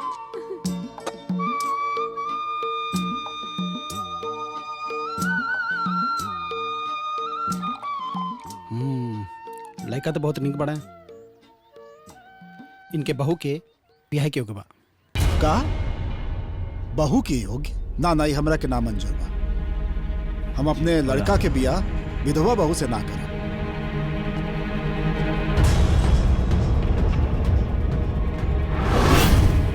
रउआ लो हमरा के माफ कर दी, हम बियाह ना कर पाई। लेकिन भाई साहब, वो बियाह ना रहे, वो गुड्डी गुड़िया का खेल रहे। अब समझ लें कि बियाह के खाली नाम रह गया। अरे चाहे जे होके, जब एक बार मांग भरा गई तो समझी बियाह हो गई। अब रउआ लोग के खानदान में विधवा विवाह ना होला। कुल पुरान ख्याल का बात बा, एक कुरीति के मिटा दे के चाहिए। देखी रउआ, कुछ हो होके हम ही बियाह ना कर पाई, हमरा के माफ करी।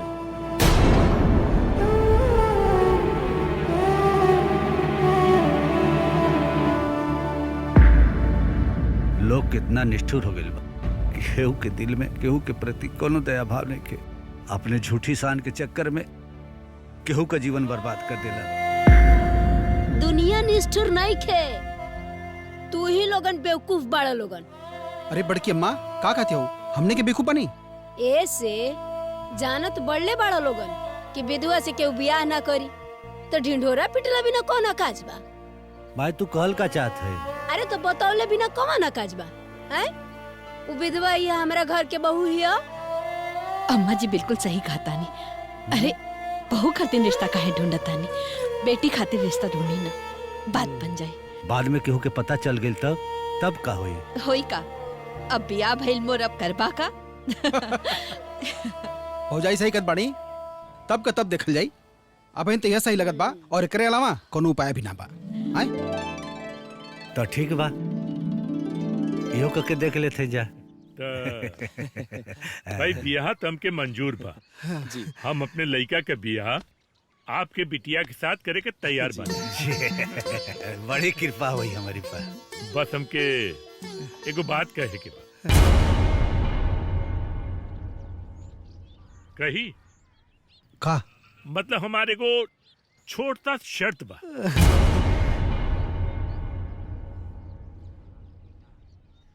कौन शर्त? हाँ, देखा कहो कि हम बारात लेके आई ना तो बैंड बाजा, गैस और जहाँ जनवासा बनेबा ना आप वहाँ तंबू का नाच ये सब की जिम्मेदारी आपका। बस ना सब हो जाए।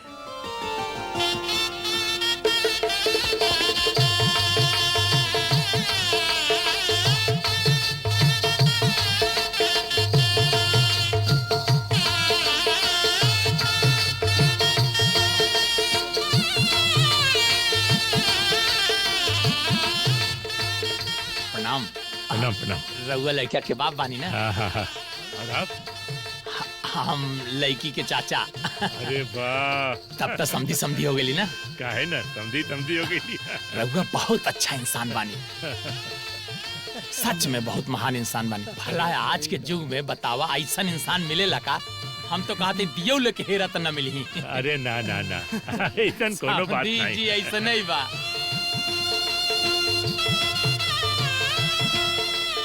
समझी जी हम एकदम सही कहा तानी। भला बतावा केहू विधवा लड़की से अपने बेटवा के शादी करी का? लेकिन रउआ करत तानी ना, आप एकदम पुण्य के काम करत तानी। विधवा लड़की? विधवा लड़की बिया? विधवा लड़की से हमरे लड़का के बिया होता? रोका ही बिया, रोका, बंद कर अपन मन। और उतारा, चला यहाँ से। ये बिया ना हुई। ए, चलो तो चली जा सब लोग। ये बिया ना हुई। देखा क्या बनी जा। चली। अरे बिया सुनी ना बिया। कहाँ भाई? का भाई संधि जी? का भाई लो? विधवा लड़की से हमरे लड़का का बियाह करवावत हुआ, पूछत बड़ा का भाई लो? रुकी संधि जी, हमार बात तो सुन ली। का सुनी? का सुनी हम? तो ही आज ललन बियाह पक्का कराए? हाँ बाबूजी, ये कल रहना। आज ललन बड़का बियाह पक्का कराए। ए समधी जी। समधी जी कुछ ना, हमको समधी ना है। इतना बड़ा झूठ, इतना बड़ा धोखा। एगो विधवा से हमने लड़का का बियाह करे चलल रहा। अभी बियाह ना होई तो ना होई। हाँ? ए समधी जी, हमारी बेटी विधवा लाई है।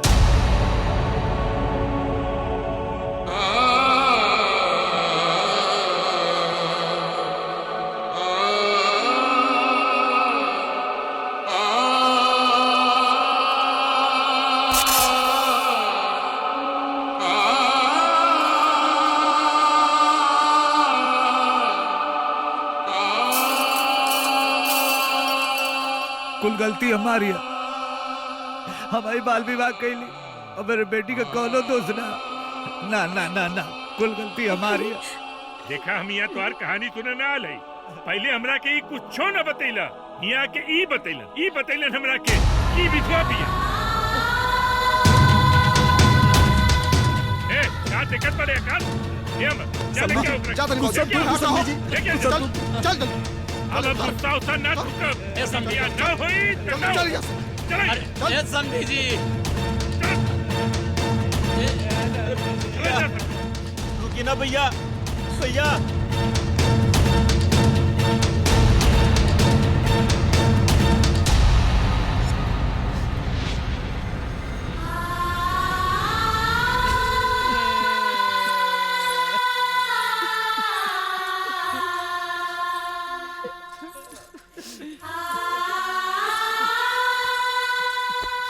बाबूजी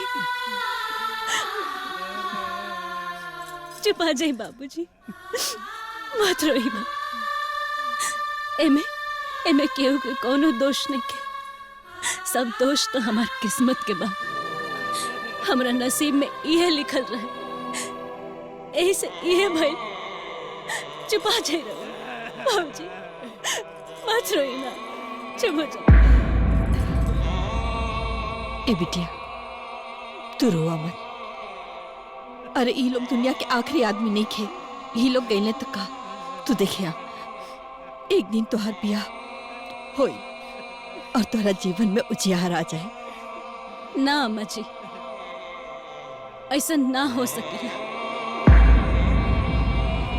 हम विधवा बानी ना, हमरा से के ब्याह करी, के ब्याह करी। हम कर बिया।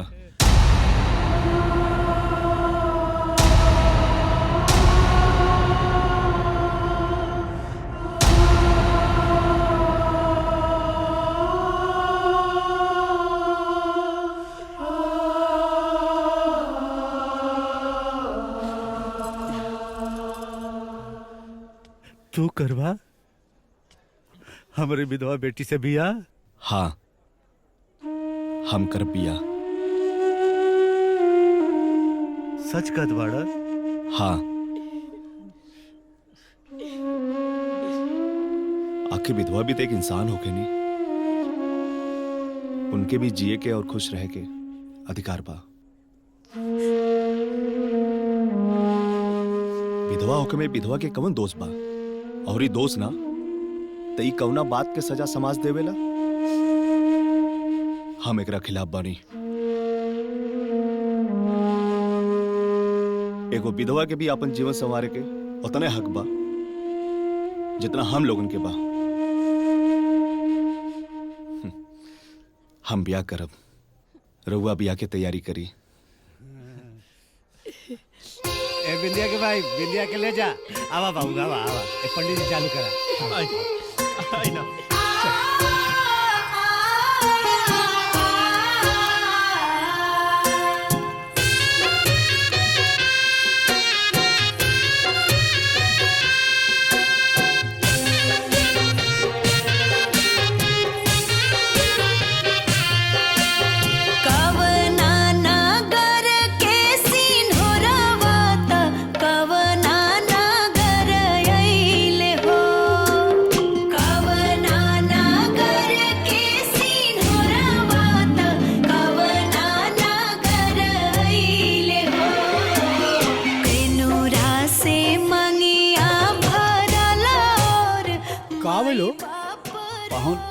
बाराती में कपाल की वाले तराते में भाग गिना था।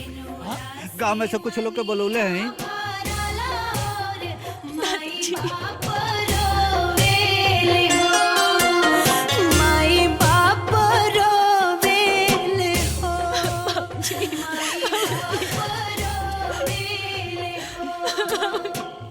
बेटी खुश रहा।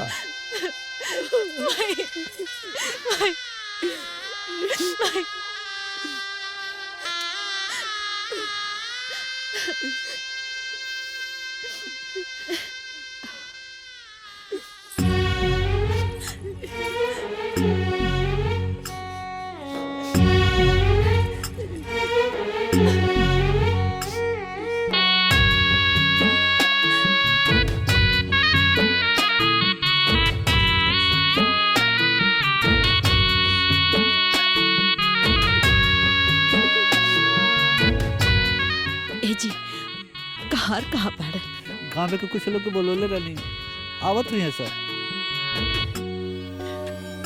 हाँ देखा आ गई ना, आ गई ना। हाँ। अरे ये तो तीन बाड़ा है। 4 चाहिए ना, 3 से कैसे उठे? बाकी लोग कहाँ बाड़ा हो? बाबूजी तो बीमार बाड़े, बस हम ही 3 लोग बानी। ये भगवान अब का होई? ऐसा ना कि एक तरफ हम पकड़ लेता नहीं। अरे ना, आपके उम्र हो गई बा, रह दी, हम डोली उठाओ। रुकी बाबूजी, हमार बहन नहीं, हम क्या उठाओ दी लोगे डोली? उठाओ लोगे। रुकी भैया, रह दी आप सब लोग। अभी घर वाले हमरे नाराज पड़े। बाकी आज अपने दुल्हन का डोली हम खुद उठा के लेके जाएंगे। आए भैया लोग,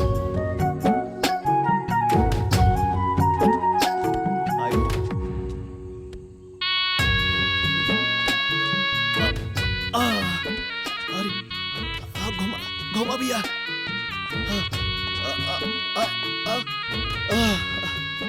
ब्याहे के बाद बोझा पड़ जाला, लेकिन कैसे बढ़ला अब जाके समझ में आई। चला भैया लोग।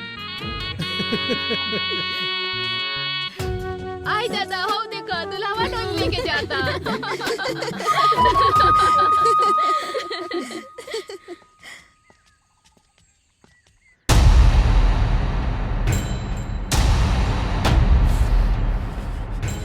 नाक कटवा दिला हमने के। ठीक कहा तानी बाबूजी, बबुआ जी के इसे न करे के चाहत रहे। कर ले ना, अब हमहू करब जोन हमके न करे के चाहिए। अबे तक कुल खानदान के मान सम्मान भी मिट्टी में मिला दिला।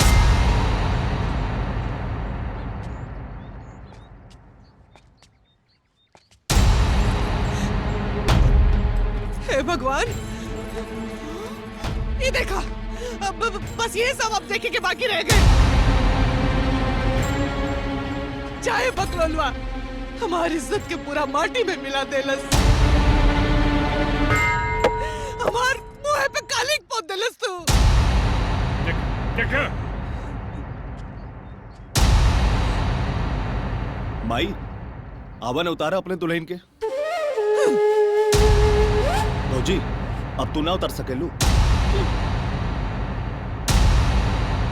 अरे सुषमो, चल तू उतार अपने भौजी के। खबरदार, एक कदम आगे बढ़ाई लूता। कोई भी एक औरत के डोली में से ना उतारी। खुदे लेके आल हो, खुदे उतार के ले जाइए।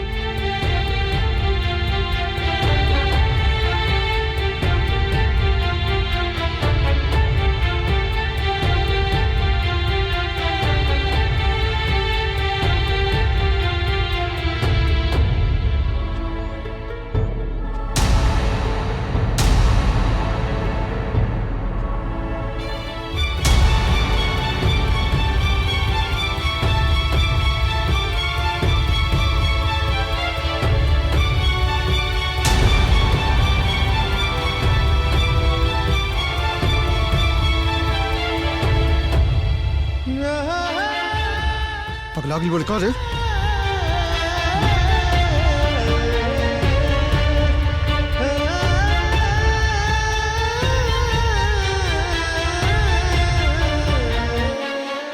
आवा, बाहर निकला।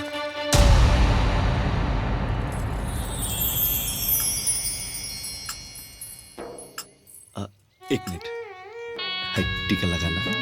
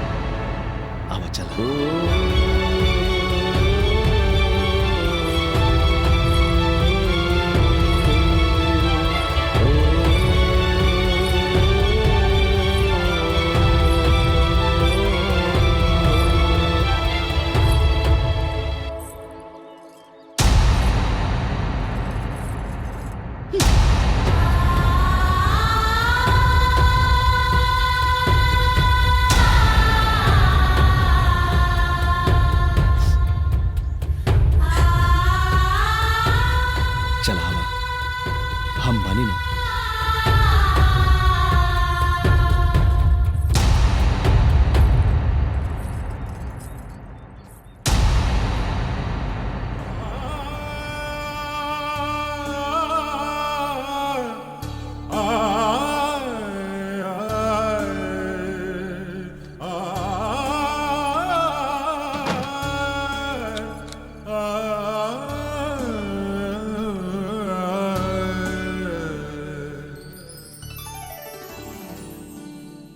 अरे का भाई, वो दिन वाली बात के लेके तू अभी तक बैठल बाड़ू?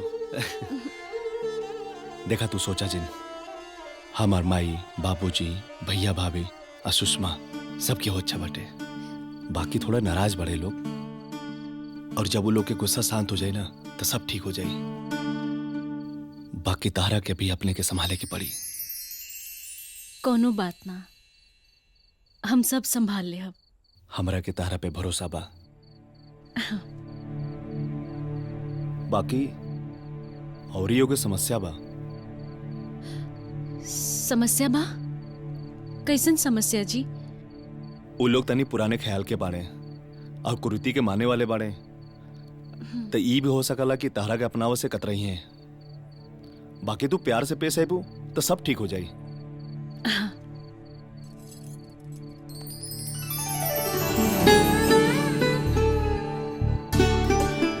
ए जी, रो घबराई मत।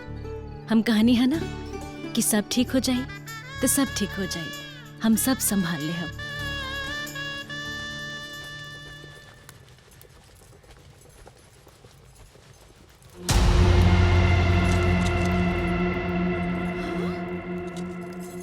बाप रे बाप, हे भगवान, आई हो दादा, ई तो सब भरभास कर देलस।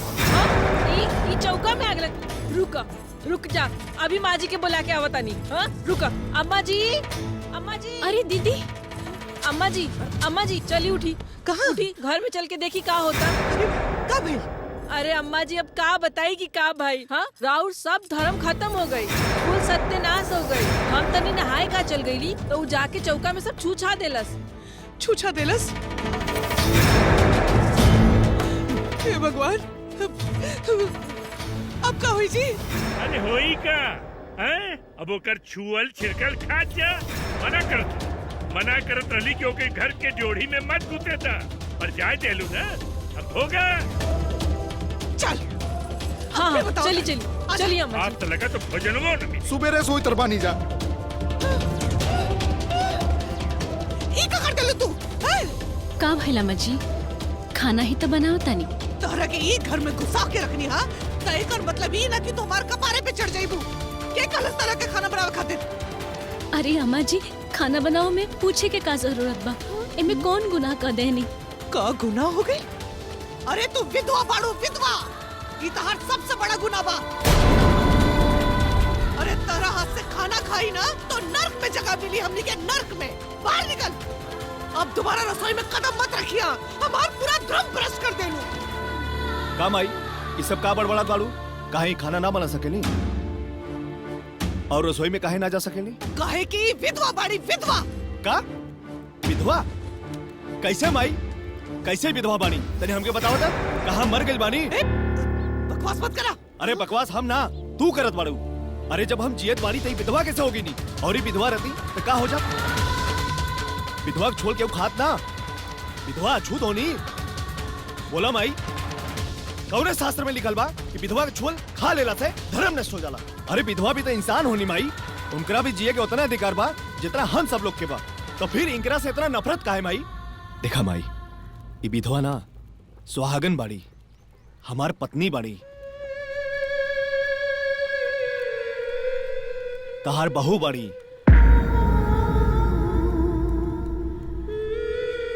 इनका भी एक घर में रहे के उतने अधिकार बा जितना हम सबके बा। हम तारा सामने हाथ जोड़ो तनी माई, इनकरा भी सम्मान से घर में रहे दी।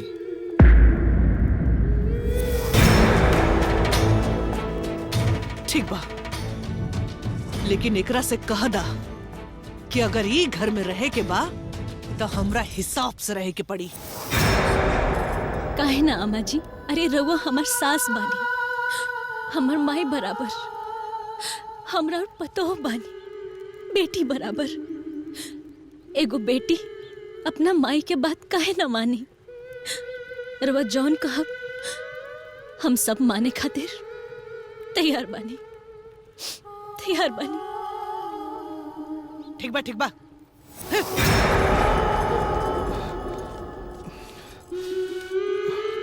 चलिए भौजी।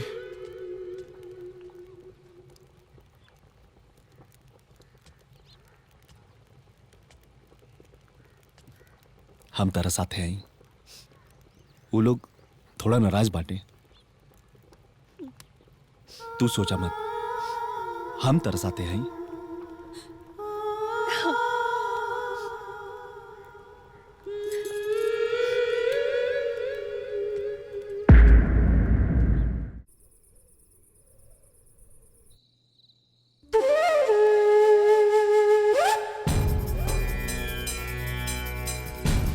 अम्मा जी वो लोग सूत गइल बा। शायद ए जी कोनो उपाय सोची, ओकरा के हम ही घर में और ना देख सकेनी। ओकरा के देख देख के हमरे कलेजा पर सांप लौटता, सांप। ऐसा ना हो कि ओकरा कुफुत में हम भी मर जाए। हाँ बाबूजी, ओकरा के घर से निकाल दी। गांव समाज में बड़ी बदनामी हो गई बा। हाँ बिटिया, बदनामी तो बहुत हो रहा बा गाँव, लेकिन ऐसे हमनी के ना निकाल सकीले ना। कोनो उपाय सोचे के पड़ी, कोई ऐसा उपाय कि सांप भी मर जाए और लाठी भी न टूटे। हाँ। ओकरा के तो हम 1 मिनट में समझा दे, लेकिन का करी? अपना बेटा के मुंह में पड़ल बानी, बार बार हमारे सामने आ जाला। का करी हम? अरे वही तो परेशानी हो। अब का देखिए जी, हम कह देता नहीं, ओकरा के जल्दी से जल्दी घर से भगाई, ना तो हम ही घर छोड़ के चल जाए। अरे तू कहे घर छोड़ के जीबू? जाए के तो ओके पड़ी, पर एकरा खातिर कोनो उपाय सोचे के पड़ी। हाँ सोची। हाँ, एक उपाय बा। बताइए का बाबूजी?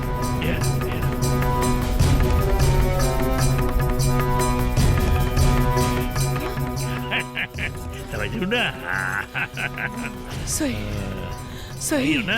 एक बात सुना, आकाश के बारे में तनिको भनक न लगे कि ना ना, रवा चिंता मत करी, सब हमरा पे छोड़ दी। देखी कैसन प्यार से ओकरा के हम गन्ना नियन पेरतानी।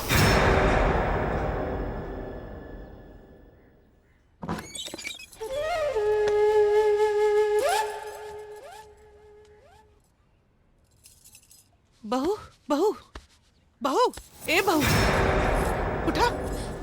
हाँ अम्मा जी। कहा अम्मा जी? बहू धान कुटे के बा, एक को मुट्ठी चावल लेके हम का बनाए, चला जा। हाँ धान को। अरे अम्मा जी अभी तो इतना रात बाटे, अभी कैसे करब हम? रात बाटे? अरे अरे बिनसार हो गई बा, सब लोगन अपन काम पे लग गई।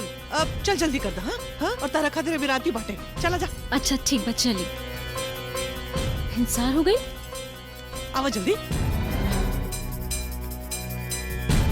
देख ई धान रखल बा, सब कूट के ही उठिया। हाँ अच्छा अम्मा जी। शाबाश।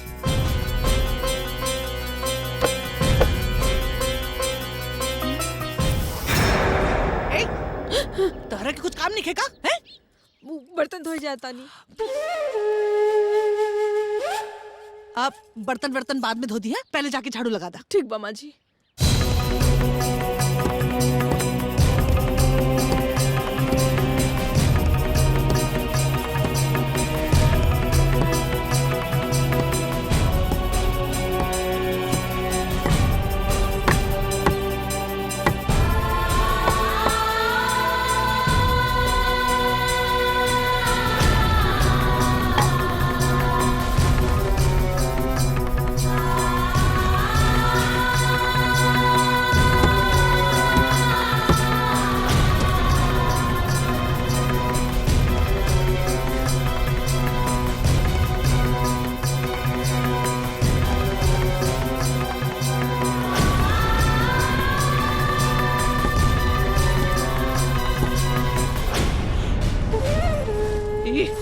ये सब छोड़ आकाशवा आवता।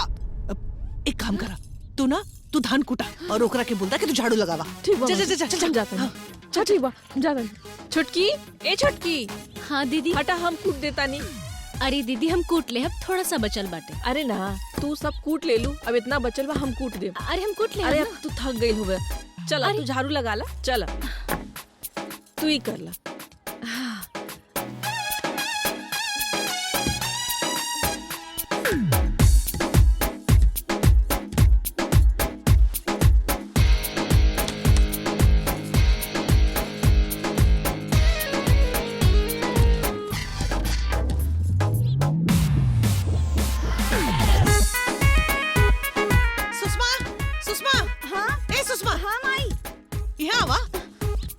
कल के आयल दुल्हन, हाँ सगरो काम करतिया और तू हाथ पे हाथ रख के बैठल रहू। हाँ कम से कम झाड़ू तो लगा दा। हाँ माई लगावत है। भौजी दी हम लगावतनी। अरे बबनी रवा रहे दिन रात गावना होखे वाला बा। रवा जाई आराम अरे से। बबनी हम लगा देत बानी ना। अरे नहीं भाभी दी हम लगा अरे देता। रहे दिन हम लगा देत बानी ना। छोड़ी भाभी जाई। अरे ई बर्तन में पड़ल बा।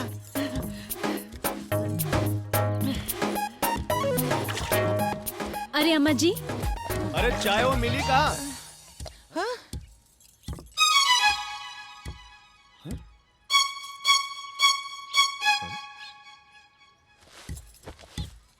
का हो तू खड़ा होके मुंह का देखा तड़ू? सब केहू काम करत बाड़े और तू? ऐसे ना बाटे जी, हम करे ही जात रहनी हा, लेकिन यहाँ लोग मना कर देनी हा। ऐसन ना बाटे तो कैसन बाटे? भौजी यहाँ धान कुटत बाड़ी, बहनिया वहाँ झाड़ू लगावत बिया, और माई यहाँ बर्तन धोत बिया। कोनो बात नहीं है बेटा, हम कर लेब, तू परेशान मत हो।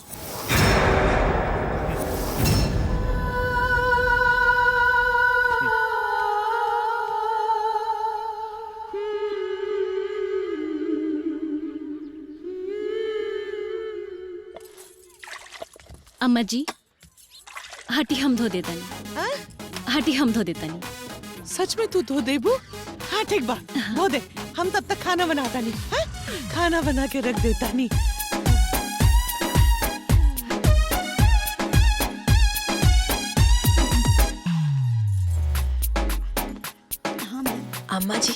अम्मा जी आज तो मजा आ गई। अब मजा आई, बढ़िया। देखा भाभी, अब पता चलेगा कि सास का होली। बड़की महारानी बने आयल रहे, अब पता चलिए एकरा के।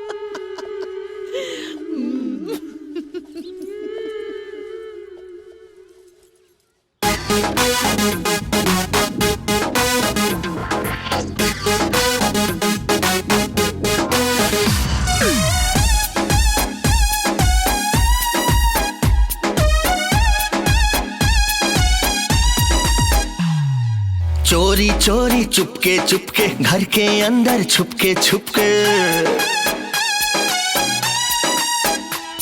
अरे चोरी चोरी चुपके चुपके घर के अंदर छुपके छुपके, सास ससुर कट कारेज भइले बैला नियन खटावल जाता, टिकरमबाजी देखावल जाता, बहू के रोज सतावल जाता। अरे बेटा के आ गईला पर खूब मस्का पान लगावल जाता।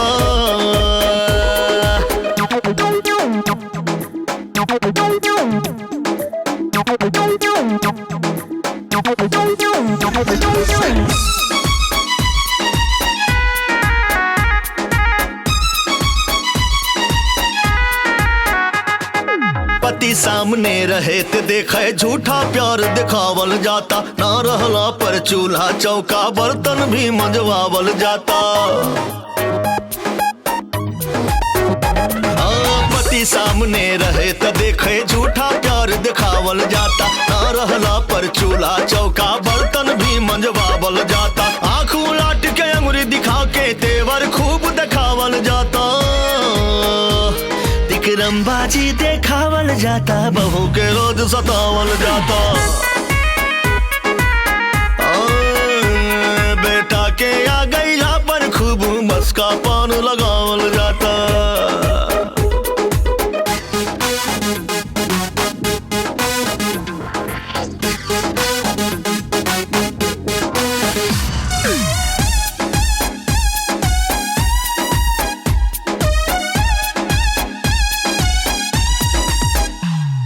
गिरगिट जैसे रंग बदलेला, सास ससुर रंग बदले ले, तन को बहू जब करे लिया लस मुंह से जहर बाउग ले ले।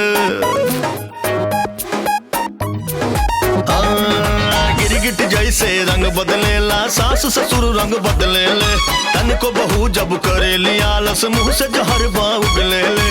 कबो कबो डांटे त कबो मारे खातिर चेतावल जाता, टिकरमबाजी देखावल जाता, बहू के रोज।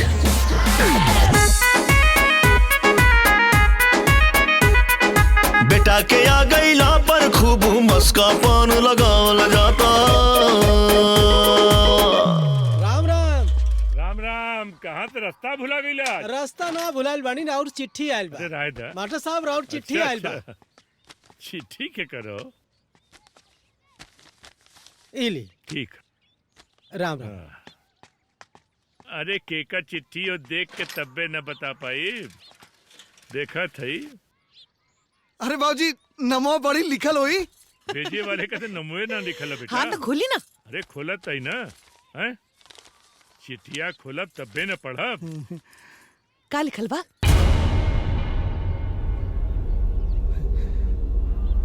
केकर चिट्ठी है? हाँ? का लिखल बा?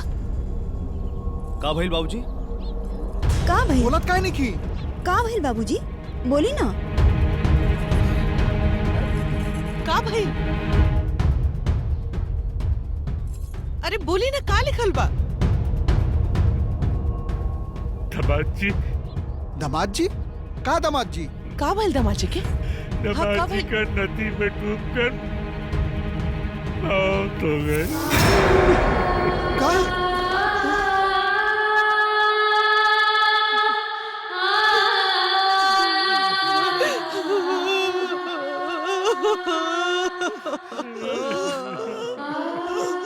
का पढ़ी? का बचेला अब का पढ़ी? अरे हमार बच्चिया। का भइल बहनी? अम्मा जी का भइल बहनी? अरे बिटिया अरे बिटिया, बिटिया, अम्मा जी, ए हमार बिटिया, ए जी देखी ना।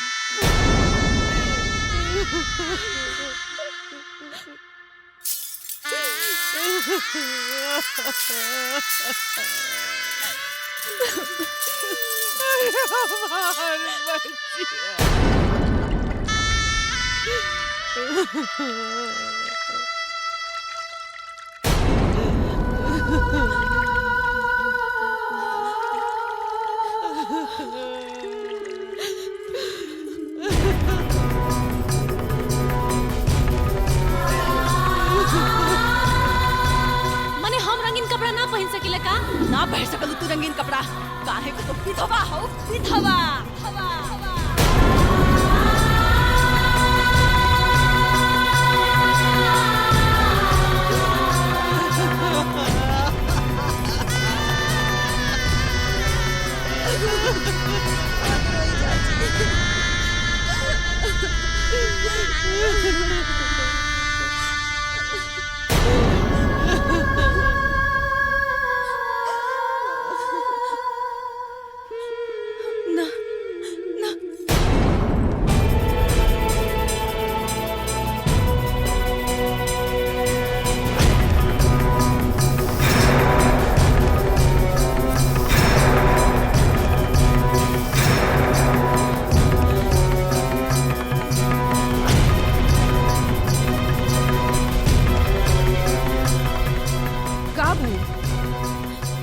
दीदी के ई सफेद साड़ी ना, ई साड़ी पहिराई। ई साड़ी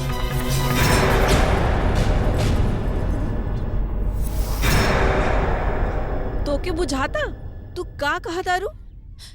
हाँ दीदी, हमरा सब बुझाता। यही से तो कहता नहीं कि यहाँ के ई वाला साड़ी पहिराई। अरे दुल्हन ई का कह रहल बाड़ू? जौन धर्म बा उहे न करे के होखी। चाची जी, ई धर्म ना, ई सब तो ठकोसला। अरे केहू के दुख पहुंचावे कोनो धर्म ना हो सकेला। अरे धर्म तो ऊ होला जेकरा से केहू के कोनो हित होखे, लाभ होखे। दुल्हन ई तो विधवा हो गई है ना, सफेद साड़ी तो पहना ही के होई। ये रीत तो पुरानी चलल आवता। रीति ना कही चाची, कुरीति कही। अरे जेकरा कपारे विपत्ति के बोझ पहले ही लदा गइल बाटे, ओकरा ऊपर कुरीति के बोझ लाद के और मत मुआई लोग। हम लोग के सामने हाथ जोड़ता नहीं।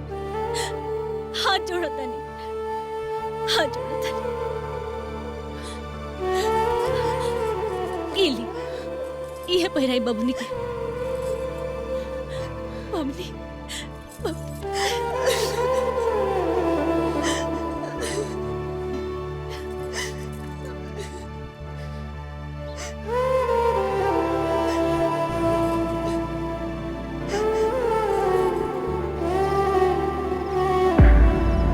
बिटिया के जीवन में जब से विपत्ति आयल बा तब से हमार दिमागे काम नहीं करता।